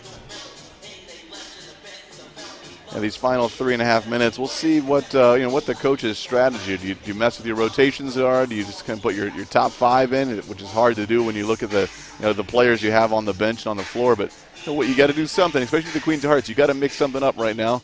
Down 6, need some turnovers, need some possessions to result in some points, and you got to get some stops as well. And that's a good start there. Stevens back the other way. The momentum was just a little bit too much for Davis with a deep triple off the mark. Now a nice look inside, but blowing it was Eckenweiler into the hands of Kuhn. Well, I'm excited for this next year's Shelby team. You watch Sophia Neese and Baker play, and obviously we're missing a Baker tonight, but man, these girls can play some basketball. They're fundamentally sound, they're smart, they're athletic, they can do a little bit of everything. There's Faith Kuhn with the bucket, and with the Santoro girls finally all graduated, might be their year to capture a district championship. Deep bomb for Chesney, just missed for the 5-pointer. Chesney Davis, that green light I think was switched. One of those last timeouts, I think Dad might have said, you know what, let's go get some points real quick, so get some shots up, see how you do.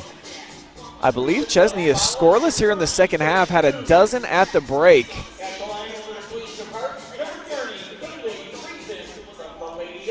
Now here comes Friesen to the line. She's scoreless so far on the night. And now she's on the board. Actually surprised how many girls still yet to get into the scoring column. Perkins on the other side for the Hearts. See some free throw shenanigans going on now with the Madison girls. Faith, I think, maybe also trying to grab a shoestring, or I'm not sure there, but certainly enough that was messing with Chesney Davis a little bit.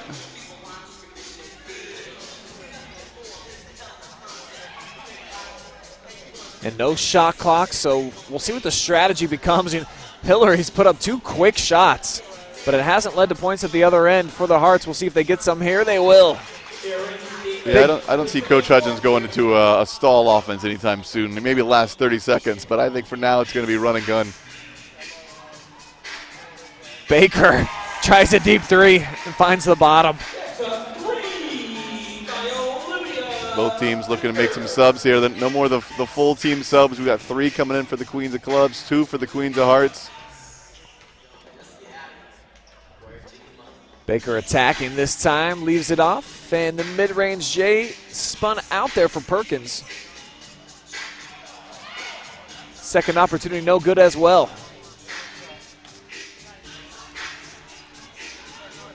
Hillary comes away with a theft, and 8-point deficit now, under 90 seconds to go. The Queens of Clubs looking to hold on for the victory here in this first ever Queens of the Hardwood showcase.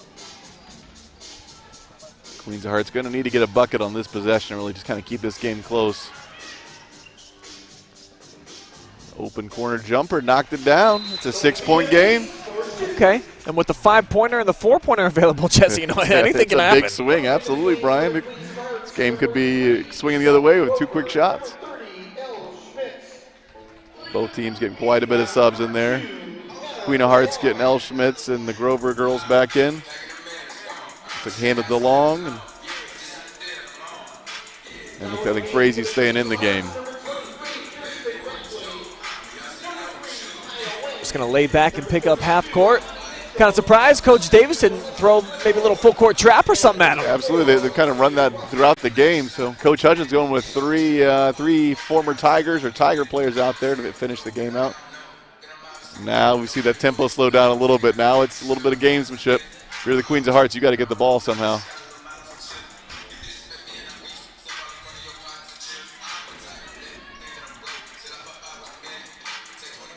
Might be a little less situation. You can see Coach Davis is a little less than thrilled right now. Yeah. Maybe situations they're going to have to either foul or make a play to get a steal here. You can't just sit back and. There's a big block there, 20 seconds. Yeah, looked like Grover got a piece of it, so the door's door's still a open. 5-pointer, 4-pointer, a quick bucket. What are you looking for? Looked like Schmitz lost the handle, but did she get fouled in the process? I think it's going to be Hart's ball. I think it went off. Maybe the defender got tipped out. Handed the long, spotting up at the 5. She saw it open, thought about it, not quite. And I think that's probably going to do it. The Queens of Clubs looking to put a little icing on the cake. They are going to be a 66-60 victor here tonight. And I think that Olivia Baker almost has to be our Mechanics Bank MVP. Yeah, she led in points, but I mean, she's getting rebounds. She did a little bit of everything tonight, so I think I would agree with you, Brian. All right, we'll go ahead and take a timeout. When we come back, we'll have an interview with Olivia Baker, our MVP, and then we're also going to do a little throwback. We're going to hand off the mic to Sophia Neese. She was our original first ever junior reporter for the OH.Report. With the COVID restrictions, we haven't been doing it this year, but we're bringing it back tonight. Stick around for that. It's on the way.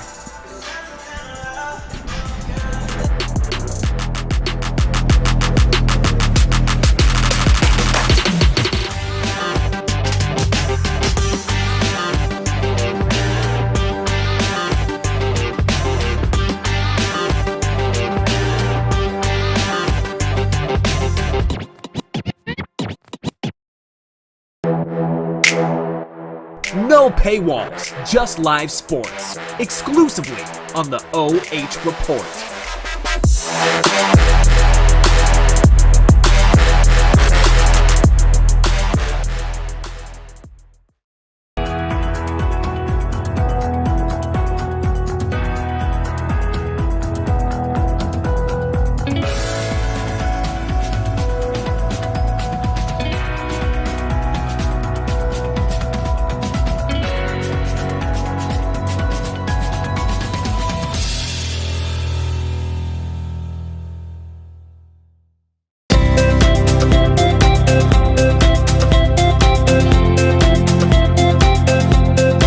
Hi, I'm Josh with Scout Construction, proud sponsor of local teams and athletes. Check out your favorite local sports right here on the OH Report.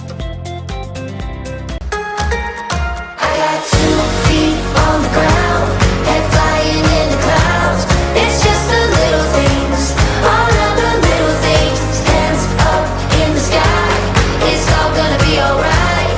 It's just the little things, all of the little things. And oh, oh, oh, oh, oh, oh. Love the little things, love the little things.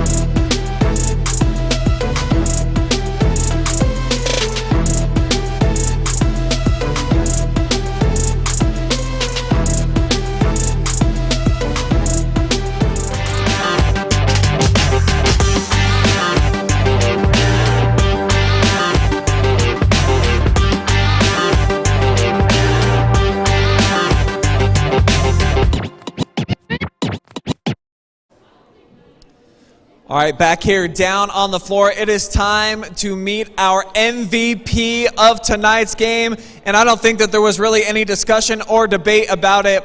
It is going to be Shelby junior guard Olivia Baker. What a night for Olivia. 3-point competition winner, and then you win MVP here. Was it kind of a good warm-up, the 3-point contest? Because you were knocking them down from everywhere. Yeah, I like doing it before the game. That was a nice warm-up. Give me your thoughts on having the 4- and 5-pointer, and how does that affect your mentality when you're coming down just to set up on offense? I like it. It makes it more fun. It's just something different. It's fun. I mean, we were joking around about it and stuff. It was really fun.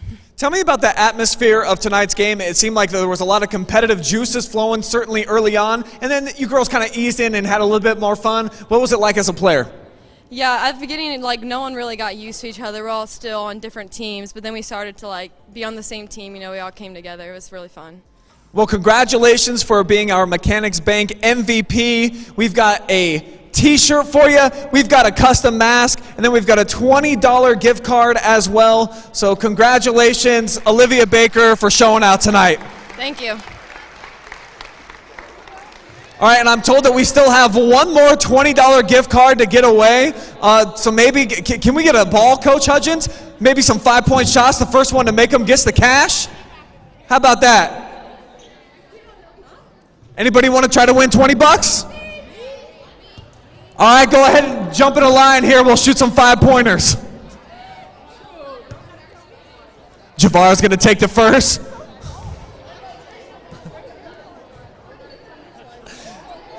Kirsten actually made one of these in the game, so we know this is in her range.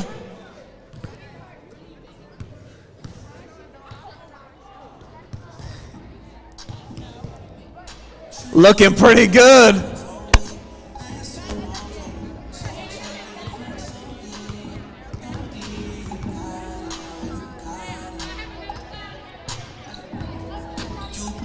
Hand it to Long. Little knuckleball there.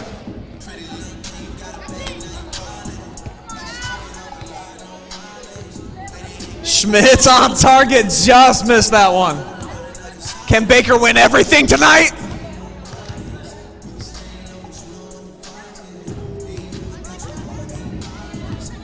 Eckenweiler online, just a little bit short. Bassalone. I think Sophia was offended by that shot for some reason. Well, Brian's wrapping up this final 5-point shootout. Let's go ahead and take a look at the final game stats. And there it is. Kyle wins it, wins the last gift card, banked it in. Let's take a look at these stats right here. See the key stat. Look at this, 80 rebounds by Queens of Clubs. And we talked about youth answer. I love it. Thank you, Kyle. We talked about the youth and the experience battling, but also there's a little bit of a size discrepancy. We saw Faith really was just kind of dominating that last play there. We're figuring out on the fly here. It's live TV. You got to love it, guys. We're figuring on the fly, so they're finishing up down there. We're going to keep looking at stats here. 80 rebounds led by Faith Kuhn from Madison. 21 turnovers for the Queens of Clubs. 6 of 12 for free throws. 10 of 20. 50% from the line. It's an all-star game. It's for fun. But you think they'd make it a little more free throws than that. And then 4 of 31 and 6 of 32 for threes tonight. A lot of three-pointers, 4-pointers, 5-pointers. All sorts of different shots going up. So what a great night, a great atmosphere. And from the sounds of things, it's going to be the first of many of these nights in the coming future. A lot of the young girls in the audience and getting to cheer on cousins and family. And then maybe one day they'll be out here as well. So it would be fun just kind of to build this tradition. A lot of parents and family get on the floor to take this kind of fun photo op at the end. Always that awkward moment of where do you look when there's 36 cameras looking at you? Which one do you look at? Better just look at mom and keep her happy there. So Coach Hudgens kind of wrapping things up here, talking to all the girls just about what they've done for the community, what they've done for the program.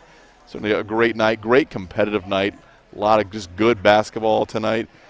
And then just trying to figure out what's next for these girls. Some are going into soccer, some are going to track, to softball, some are going to AAU. So a lot of different kind of next steps. But what a fun way to end this basketball season, and a lot of things that were kind of different. This is just a fun way to end it. We're going to go back down to Bryan with the former junior reporter Sophia Neese.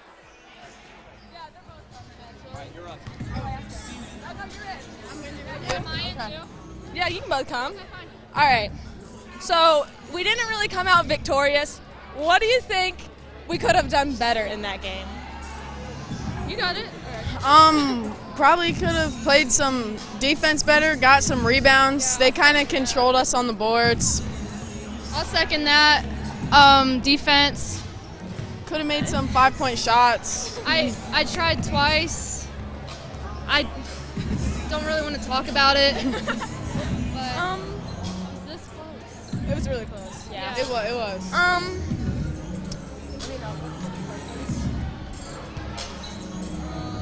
What's the question? Can you give us a question? Do you have any ideas? I can give a shout out to Olivia Baker, actually. I was one of the people who told her to shoot the 5-point shot. Did she make it on you? No. All right, that's good. I think I scared her a little bit. Yeah, you probably did. Pressure. All right. Go find somebody. To what? Ask her questions? All right. And I'm going to hand the mic over to these two. No, we have to ask them a question. Oh, okay. What should we ask them?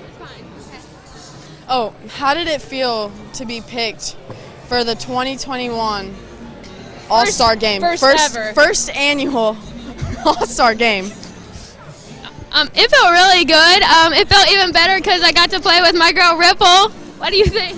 Felt good. It was a good experience. Oh, yeah. One last time together. Phenomenal.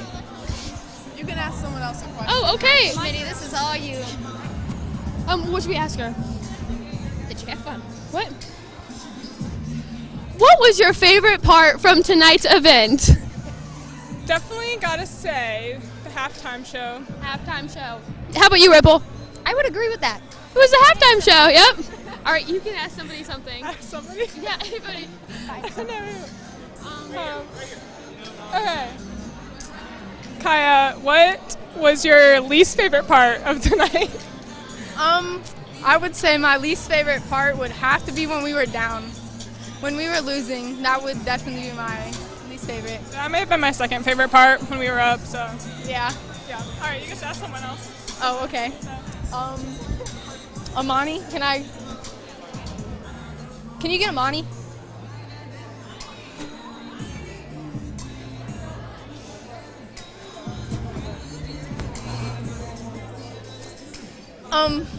What was your least favorite part about tonight? That skills challenge. I did not expect that. Did not at all. Yeah, that would have to be my favorite. But the best part of the night was my mom hitting that 3. You can ask someone else now. No. Looks like she's lost, so I'll just go ahead and take it from here. We want to thank each and every one of you out there on the YouTube and the Facebook land for watching here tonight. It was a bit of an impromptu event, but it was a really good time. And I actually see the winning coach right here, Javar Hudgens. We're going to get him in here for the last interview of the night, then we're going to wrap things up. Coach, it didn't really go your way at halftime in the pig game, but you got some retribution. You got the dub. It's got to be somewhat satisfying. Can we disregard the pig game? All right? Hey, but listen, it was a great time. I predicted the Queen of Clubs will get the win. We came out victorious. Young girls rule. But yeah, it was a great time. It was fun. Everyone had a blast. Nice turnout for the first ever. Got a few things we can add for next year that make it better, but we're going to keep coming. We're going to keep coming. Keep this alive. We look forward to the second annual next year. That's right. Yep, me and Javar, we've been working hand in hand to help bring this to the people. So like you said, we'll just keep growing it year after year. Obviously, we'll be able to get more butts in the seats in the future. And we look forward to just adding more shenanigans and just good times overall. Times, absolutely. It was a great time. Well planned out event. Like he said, it was a little rushed, but we made it work. We made it work. People are happy. Players were happy. Had a blast. Coaches had a blast. That's a great time. All right, man. Well, appreciate you, Javar. And don't worry, man. Just work on that right, and it'll be different next year. I will work. Like I told Travis, I'm going to put up 100 reverse layups with the right hand this week. All right? Look forward to that. I may even video it so you guys can see me working on my craft. All right? I will not lose pig next year versus Natalie. All right? Natalie, I got my eye on you, Natalie. All right? I'm coming to get you. All right, so the rematch coming next year. Thanks, Var. Appreciate you. We'll go ahead. We'll send it up to Jesse. He's got the last word. Well, what a great night of basketball. We had so many different elements, so many different things. Three-point shootout, skills contest, dunk contest, player interviews, and oh yeah, an all-star basketball game in the mix. We want to thank you so much for tuning in, for watching us live and free on the OH Report. It has been a blast to be here with you. It's been a blast to watch this with you. We hope it's the first of many. Don't forget, you can check us out. Here's the replay. Thanks so much for tuning in. You guys have been great. You've been wonderful. We will see you soon live and free on the OH Report.